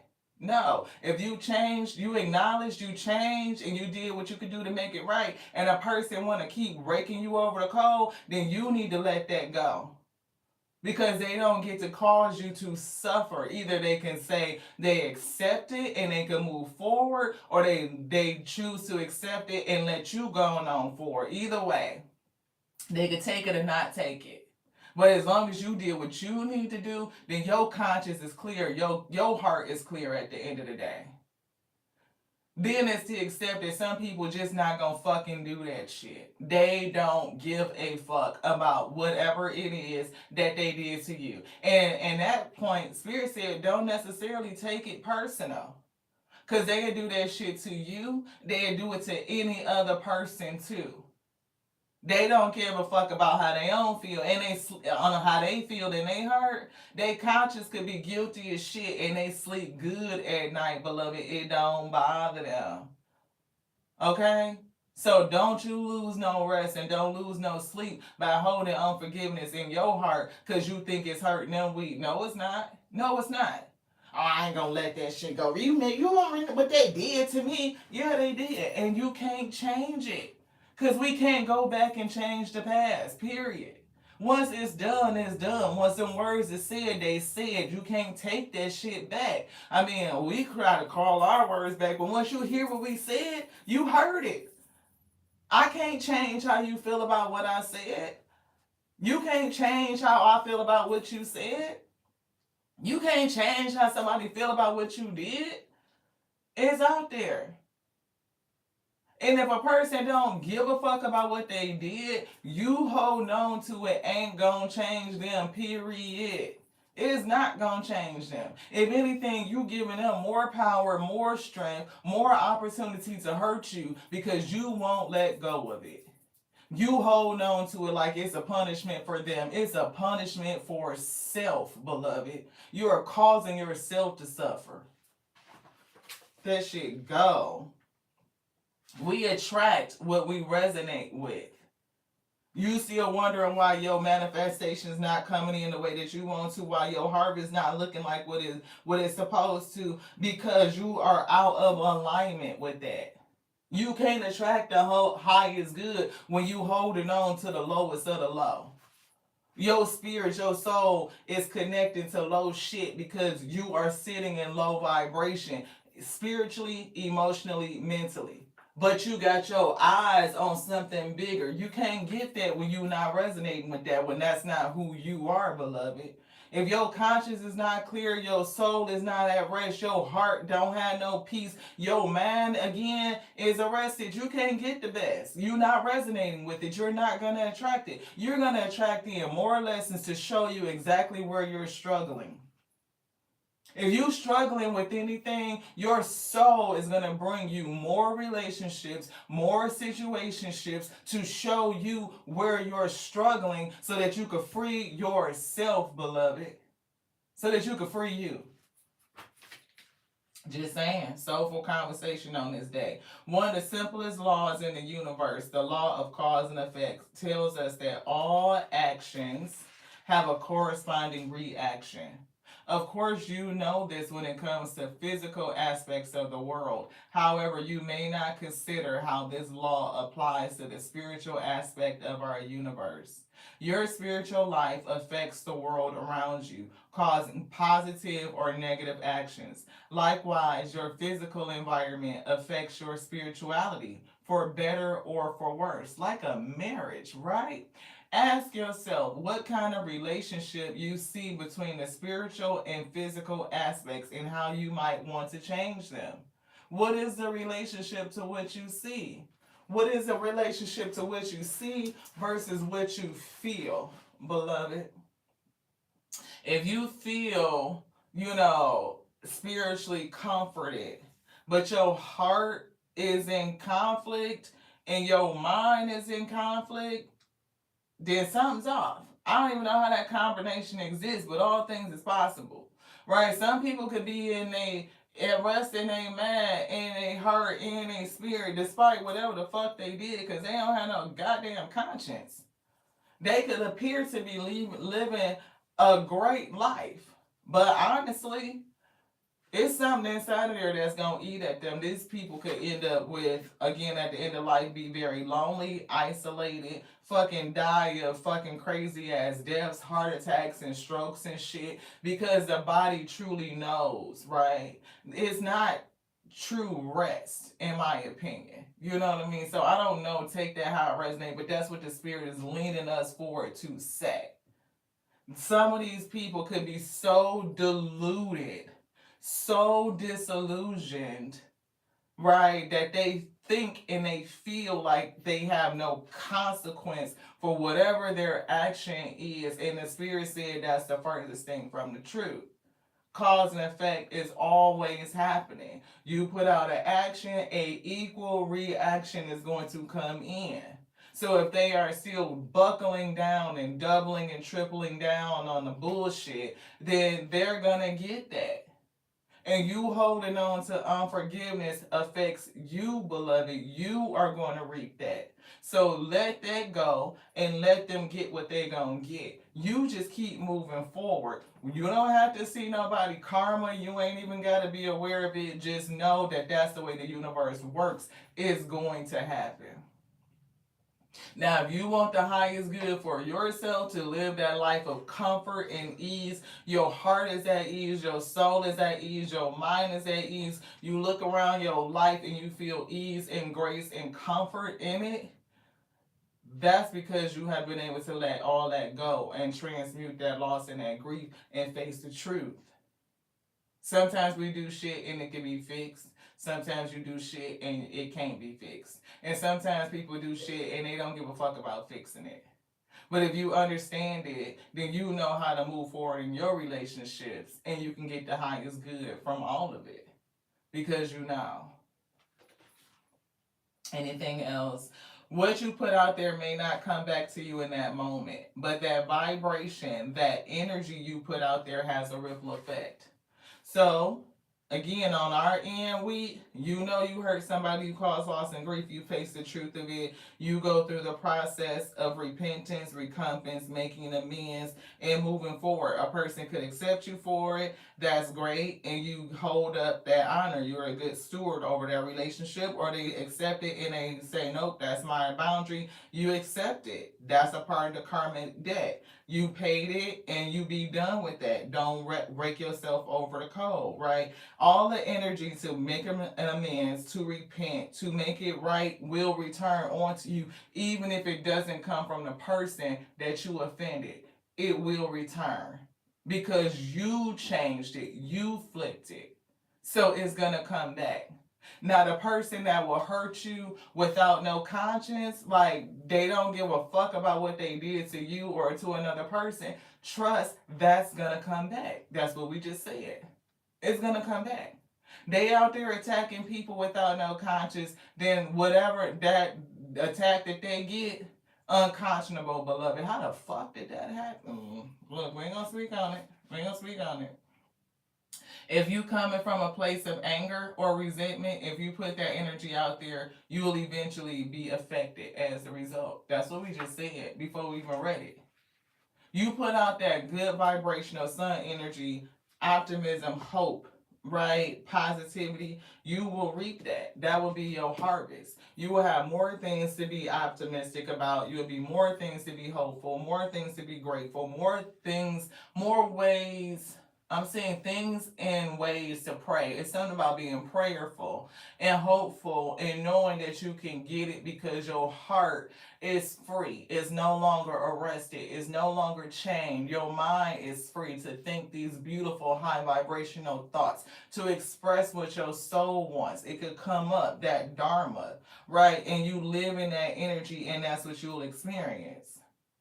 Some of these people are going to live in turmoil and chaos because they know what they did wrong, but they just can't face it. And some people are really going to get hit in the face with a hellish situation because they know that they've caused loss and grief and they refuse to face it. They don't give a fuck about it, period. But it's given all of those things change us, beloved. Changes. 454. Embrace this change. Hopefully these ingredients came together for somebody. Y'all can see what the message is. You can get these GPs, these general principles, right? Because that's what it's about. Emptying your conscience. Right, don't carry a guilty conscience. Don't carry a guilty heart. If there's something on you that you need to be on your heart, on your mind that you need to release, your soul is calling you to release it. Release it and do it in the best way responsible, beloved. All of us got something. Nobody is innocent. And again, like we can see, like people come in and out, in and out. They either like us or they don't, right? It is what it is. But sometimes it's because we speaking on the things that take responsibility and put it onto self. So many people want the responsibility to be on other people. It's on them to do this. It's on them to do that. Especially when it comes to tarot. Everybody want to jump in and what is my karma getting? My past person, are they going through their karma? Are they getting it? Well, considering that you are still looking for somebody else to get their karma means that you're getting your karma, beloved.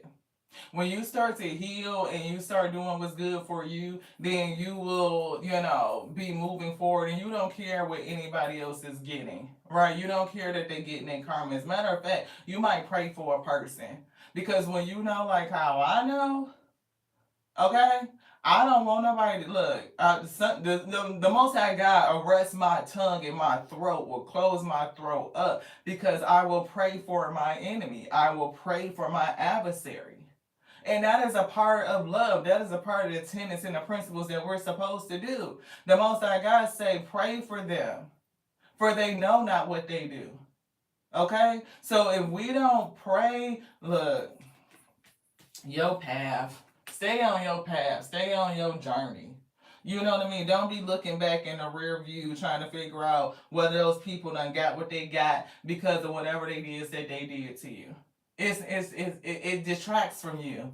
I feel like Edna Mode. I never look back, darling. It detracts from the now. I told y'all I love kid movies. The Incredibles, that's the shit. The family of supers that's trying to live regular in a regular world, beloved. Trying to hide their gifts. You know we down with that. You know what I'm saying? But that's what Edna said. I never look back, darling. It detracts from the now.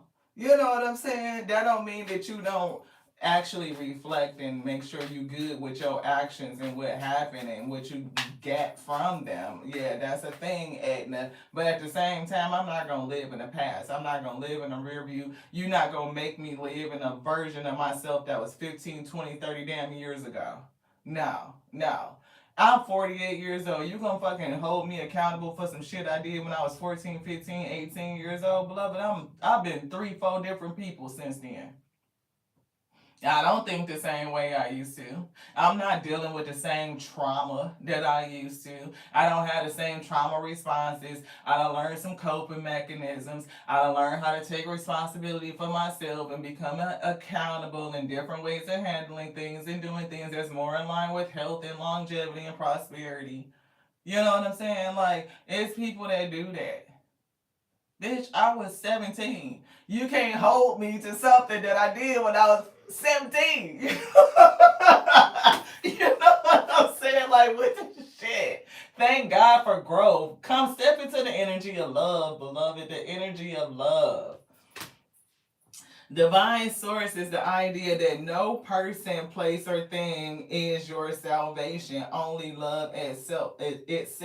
You can save yourself. Put love in place of the grief. If you did do some shit way back when and you still look, somebody reek of guilt. Because I'm picking it up in those three ways. Like where you have done something and you face yourself and you face the Most High God, you make the change. You a changed person. Changes you going forward, like just period. You did something. You face the other person. You made the changes, whether they accepted you or they didn't accept you. Either way, you don't let another person rake you over the coals. No, no, no. That's not the way that it go. Right, especially when you have displayed the change consistently. Don't be raked over nobody's fucking coals. And understand that there's a lot of people that do shit that's not gonna handle it either one of them two ways. They don't give a fuck about what they did. They don't care about making amends. They don't give a shit about forgiveness. Some of them don't even feel like they need it. That is a thing, a principle that even exists. They don't give a shit about no grace. They don't give a shit about mercy. None of that. They feel like they could just do whatever they want to do and get away with it. Period. The Most High God will handle all three of those, beloved. All three. All three. So you made amends and you faced it. You get to be free. Your heart, your soul, your mind can come into alignment, guilt free, conscious free. Conscious is clean. I'm moving forward. That's it. Second one, oh great, the relationship was restored or it fell away. They forgave me or they forgave me and put in a boundary. Either way, it's the debt is paid, energetic clearing. We moving forward. The other people, they don't give a fuck about what they did to you. They don't. No, look, get zero fucks, negative. They don't care. Period. And they sleep good at night. So I'm not gonna keep myself up all night wondering if this person is up all night. Do they feel bad? Nope, they don't. So I'm gonna let it go. I'm gonna give myself closure. I'm gonna understand the lesson. I'm gonna take it. I'm gonna move forward. I'm gonna let that shit go so I could rest. Cause either way, the body keeps score, beloved. Everybody gonna end up getting their shit. Is your conscience clean? Is your heart clean? Is it full of, goodness and hopefulness and optimism and positivity? Or is it sitting up there racked in and packed in with justifications for the fucked up shit that you did to people that you won't make no amends on because you want to delude yourself and act like it don't matter? Well, guess what? The spirit, the universe, universal law says you're going to pay for that. Either way, we all pay our debt. Debt get called in, period. So just because you on your dharmic path don't mean that you don't got to clear your karma, because you do. You can't get to your dharma without clearing your karma. Everybody got to pay that bill. That shit, I wouldn't give a look. I almost said physical here or not. Shit, debts get paid. They do.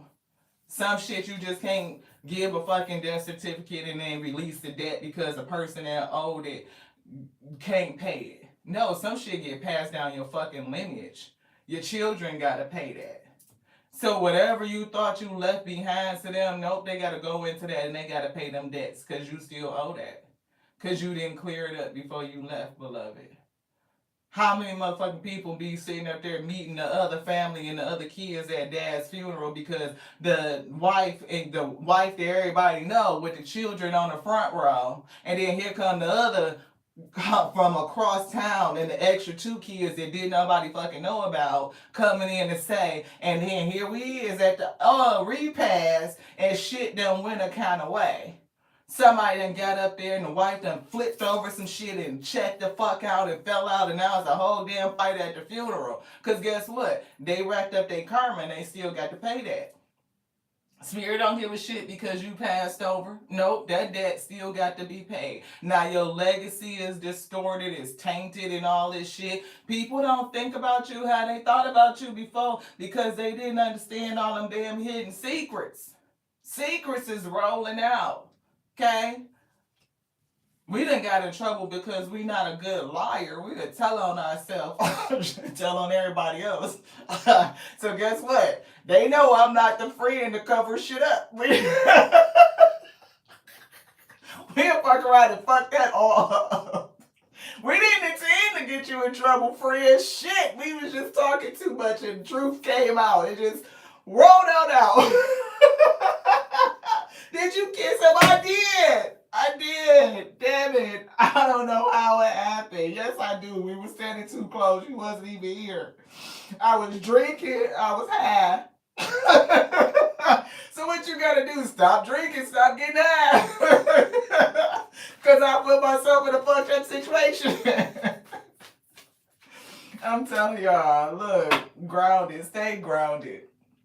Stay rooted. Understand who you are. Know thyself, beloved. And understand other people too. You know, it's multiple different ways of handling something like the truth. Handling the truth.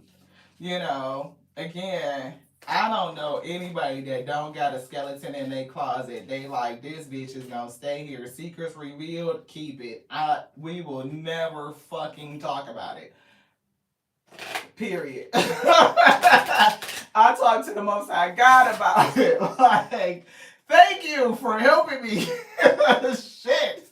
But I still go through it, right? And I don't allow myself to feel the forgiveness that I've already been given, the mercy and grace. Like, I still struggle with it.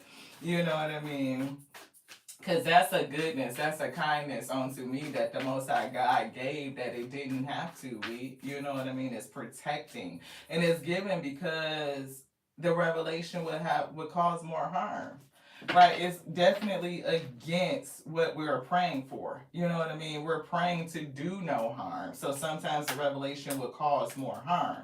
And the Spirit will tell you which way it is, what it wants you to do. And can you accept that? You know, even for you. So if you have been forgiven for something and you are having a hard time accepting that forgiveness, then work on that. 1% daily, you know what I mean? Because it's definitely a hard thing to sometimes accept that level of forgiveness when you have a hard time giving it onto yourself.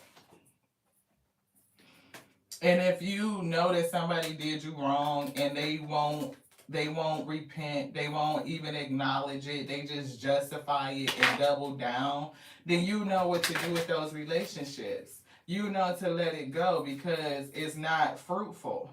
Yoga and crystals come into alignment. Somebody may need to do some work with crystals. That came up recently, I think on Wednesday. We see teaching is coming through. Definitely have a teaching spirit. Listen to your intuitive feelings. Definitely giving divine feminine, a nurturer, a teacher, a comforter.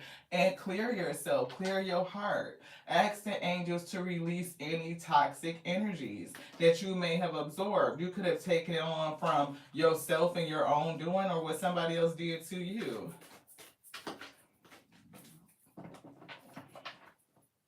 Yeah, Monica says she prefers to act and live in integrity, not being perfect, but being consistent enough for people to know that they what they can and they can't bring to her. Yeah, you can't just bring no anything to me. People know that. The consistency in my morality and my ethical code, they know. Don't bring me no fuck shit. Don't bring me no illegal shit. Don't bring me no scammy, shiesty shit. Don't bring me that, cause you know I'm not gonna be in it. You know they know. A lot of shit we don't even get invited to, cause they know we ain't gonna go. We ain't gonna go.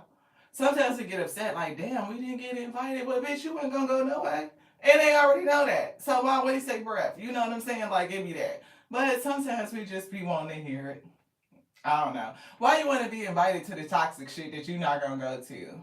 We had to dig into that. But anywho, yeah, they know that we not gonna get into it. Integrity. Look what the bottom card is. Integrity. Come on, Miss Monica, with this thing. Right? Law of attraction. Didn't we just read that? Law of attraction. The 12 universal laws. We talked about cause and effect. Right? You attract what you are, not what you want, beloved. Just because you keep wishing for it and wishing for it, if your heart and your mind and your spirit ain't in alignment on that frequency, you're not going to get it.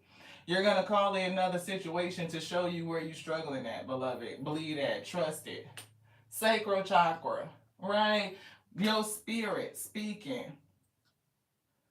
is giving intimacy. Intimacy. The truth. To see into you, your true self, your real you, the soul that lives inside of you. Be willing to forgive.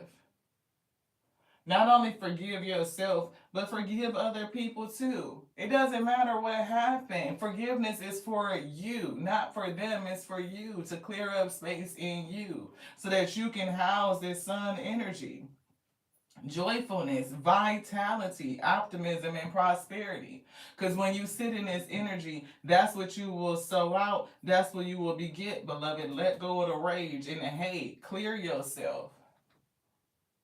Clear yourself. Clear your conscience. Other people got to deal with their own shit. They do. You could be an indigo child. And Spirit said, make sure you ask your angels for help with this. They slid right back on this. It's definitely like that. They put a stamp on that, like, somebody's spirit team is coming through saying you need to ask for help. Not only with forgiving other people, but forgiving you too. So if you have a hard time with forgiving self, ask your spirit team for help. We definitely do. Ask the spirits to help us to release, to accept the forgiveness and the mercy that has already been given unto us. Look, joy, so that you can feed that energy of joy, beloved. I'm gonna cover up her little nip. You know what I'm saying? But education, mothers breastfeed, right? So feed the joy. 1 and 6 breaks down to a 7, and we were picking up that number 7. So 7 is significant. Wounded healer, segment.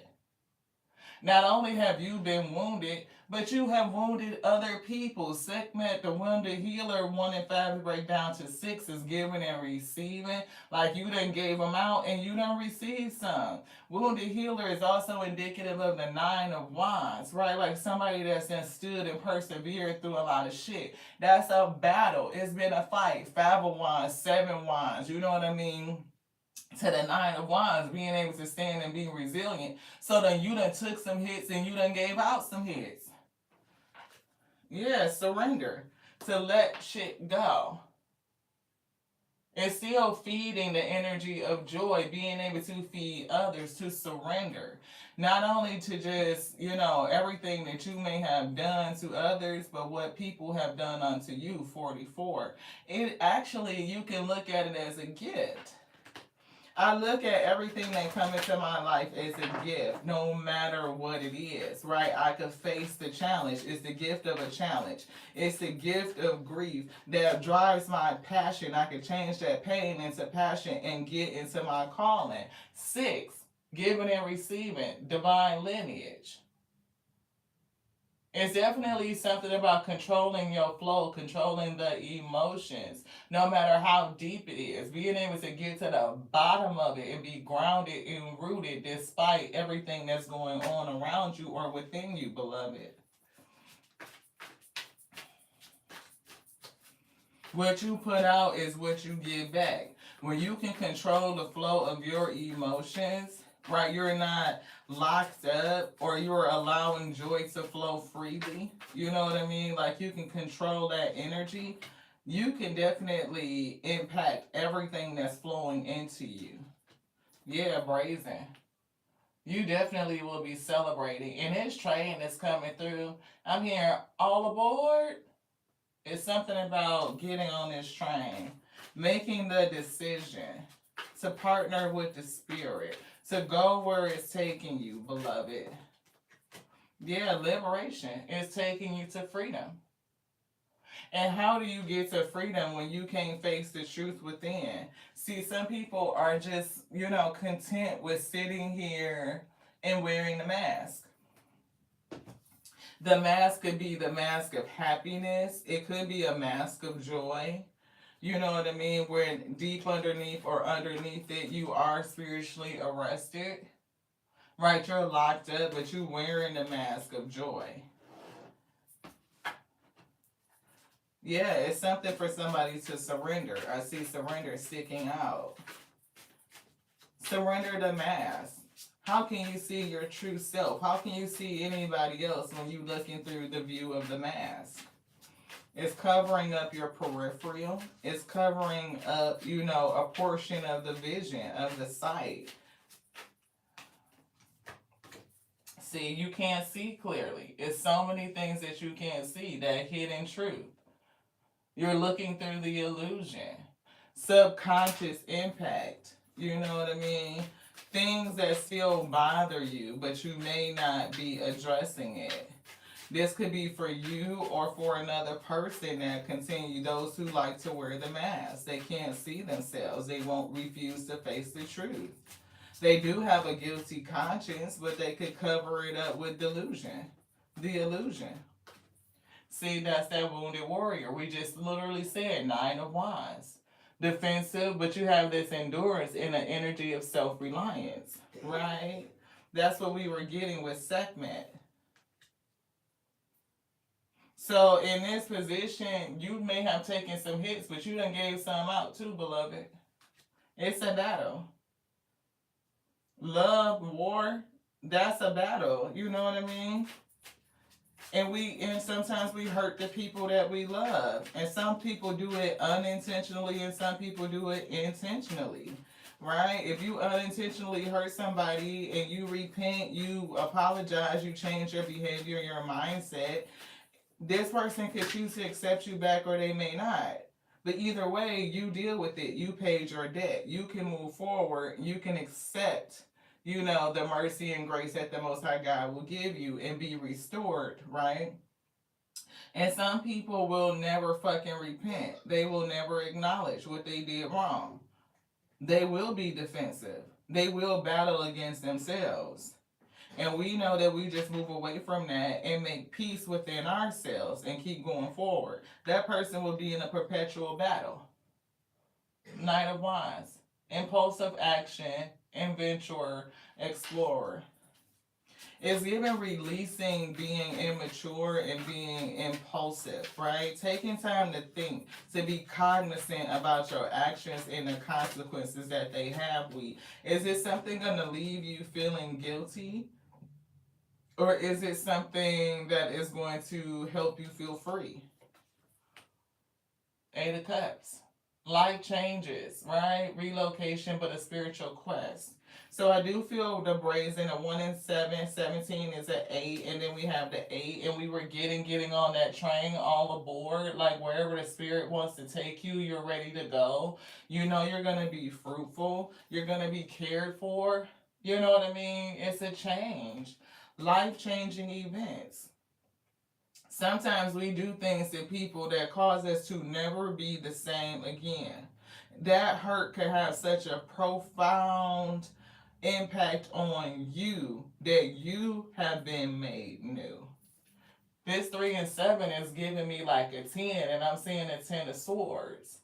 Like, if the worst has been done to you, or you did something so bad and so horrible that it changed you, it freed you from the person that you used to be. You no longer wear that mask. You had to face the truth of self, You had to face the truth of other people. Yeah, Natalie, zero guilt.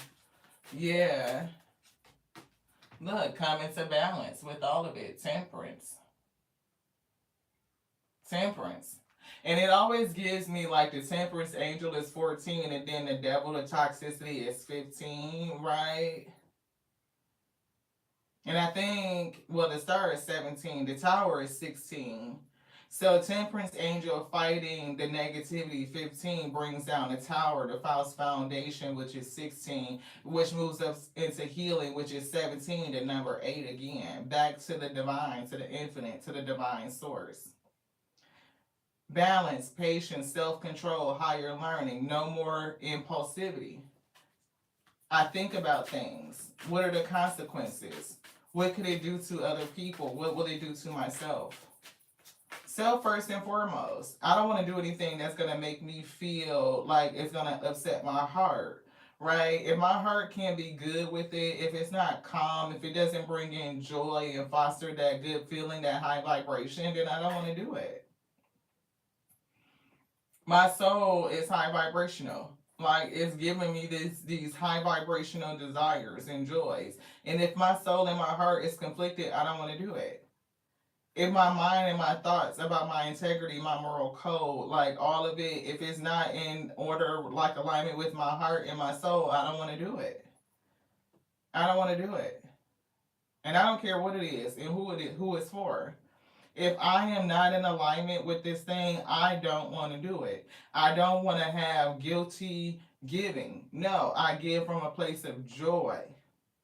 If I can't give to you with a joyful heart, then I don't want to give it. And I don't care what it is. Again, sometimes the spirit won't even let us give a prayer, beloved. They'll be like,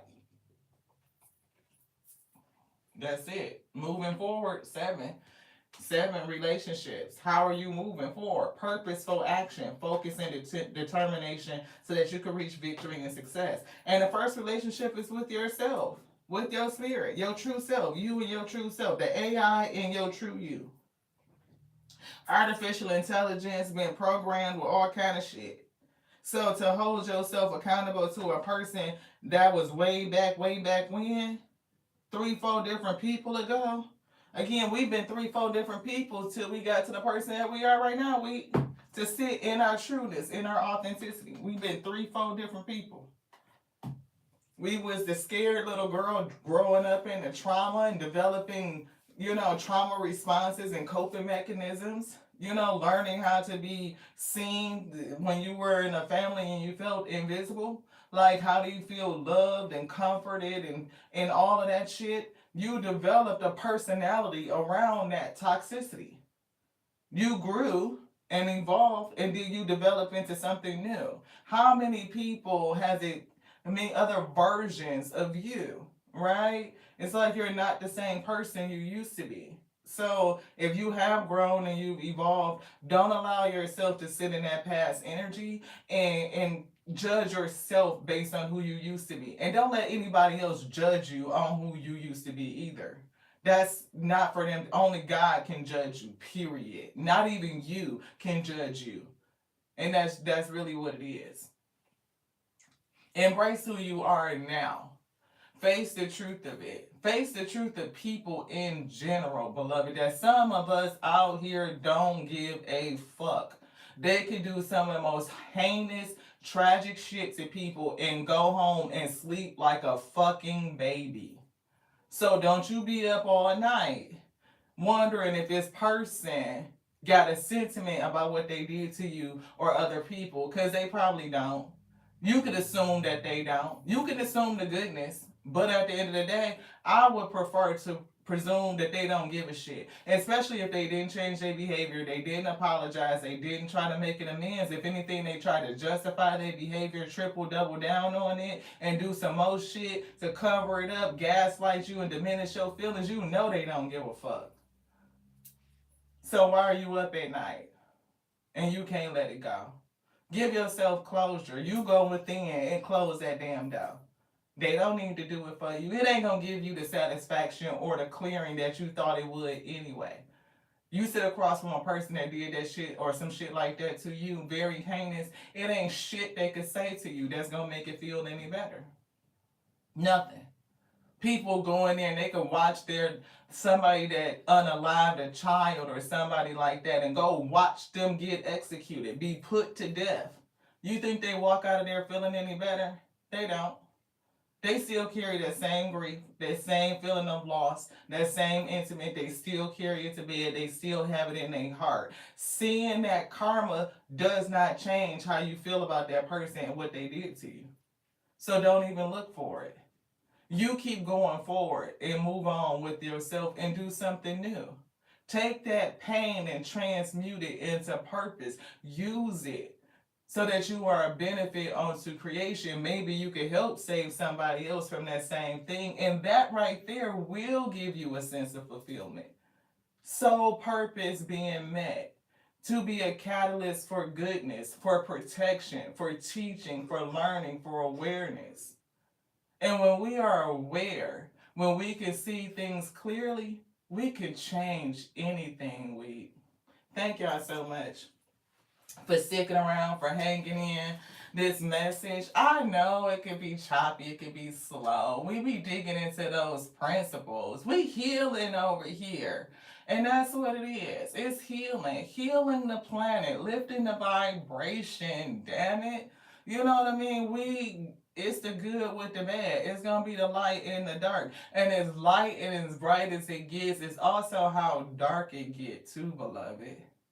Well, what are we going to do about it? How do we clear it?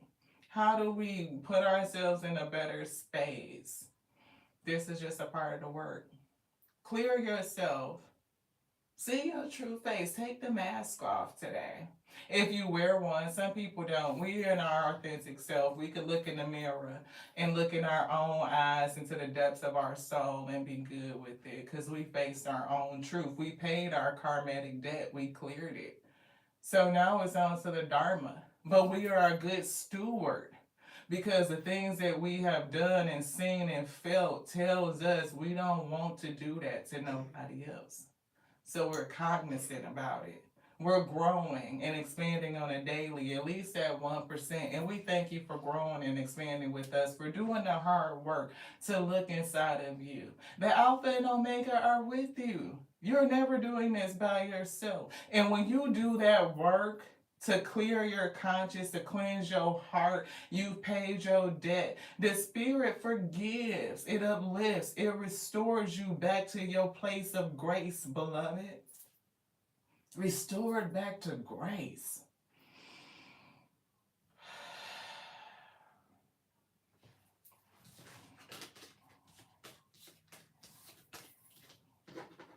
It's something about being able to see your face. Being able to accept the fact that you have been freed. And some people is giving like that brazen energy.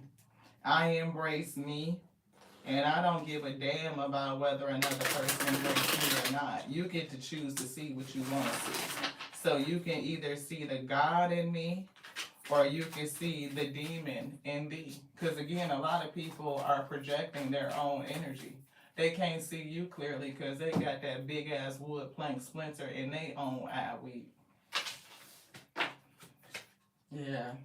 It's something about that that's kind of irritated my spirit. We may come back and do another message on that because there's definitely something else to this because I don't feel like the spirit is done with it. But it's definitely giving me, like, if you face yourself and you cleared your karmatic debt, don't let nobody hold you to that. Don't let nobody berate you. You know, you've learned, you've changed, you've grown, you've evolved. But then also don't let anybody fool you. See, wounded healer is coming back through. Don't let the battles of the past haunt you. And we taking that message for self because that again, that's a part of our testimony. Like we can have that thing where you are the last person to forgive you. Natalie, thank you so much for that energy break. I just gotta laugh. Humor is a great thing. She said he has a brown shit stripe in his green eyes. He definitely can't see the beauty that you are, your magnificence, because he looking through a vision of shit. And some people are so wounded that they see through the vision of hurt. They cannot see other people for who they are because they are looking through the lens of pain. That is a very real thing.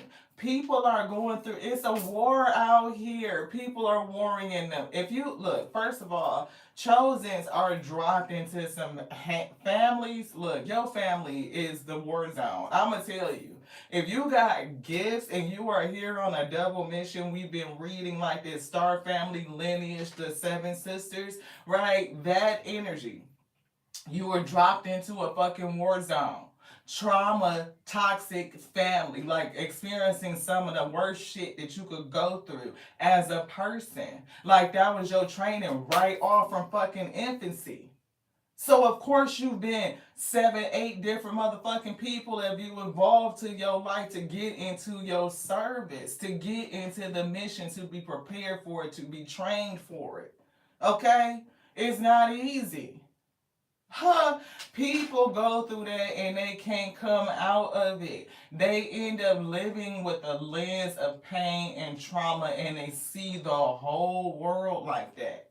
You could be an angel sent into a person's life to help them heal, to be that divine feminine energy, nurturing, kind, caring, healing, teaching, all of that shit. And they cannot see you as the angel that you are because they're looking through a lens of hurt and pain, beloved.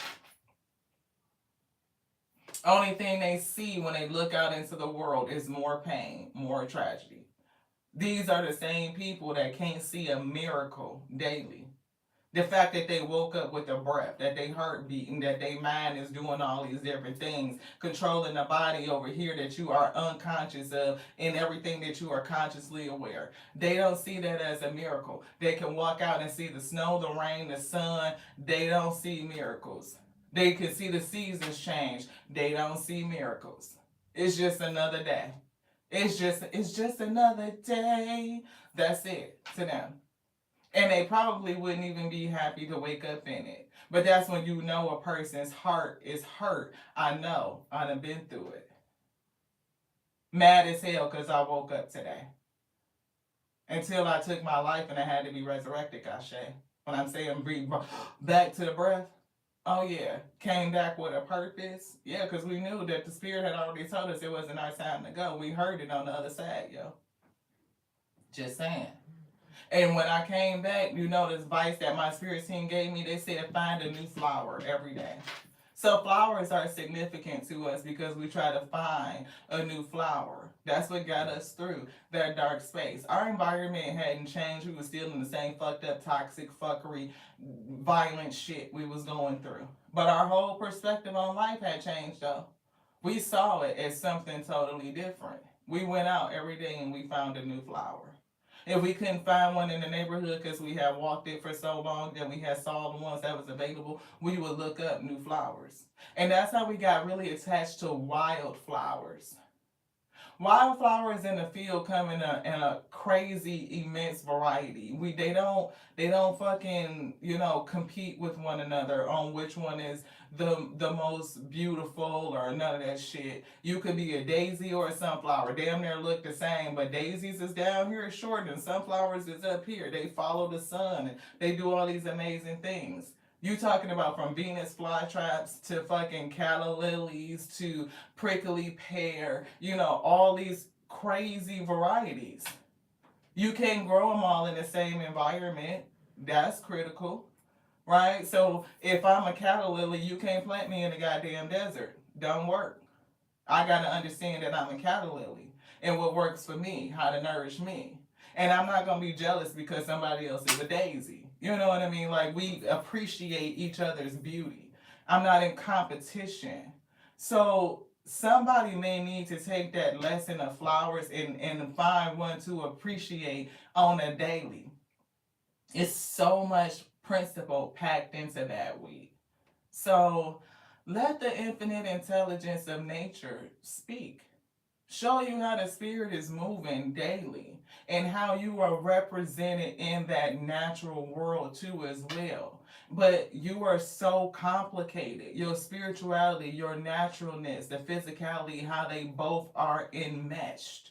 Not just entangled, but enmeshed, where you cannot tell one from the other, beloved. So if something is going to have your soul arrested, your heart arrested, your mind arrested, pull back from it until you can come into alignment. Thank y'all. To the next now. I love you so much. I do. Alpha and Omega is speaking to you. They said go out into the world and see it, life renewed. To the next now. This one's done. Ashe.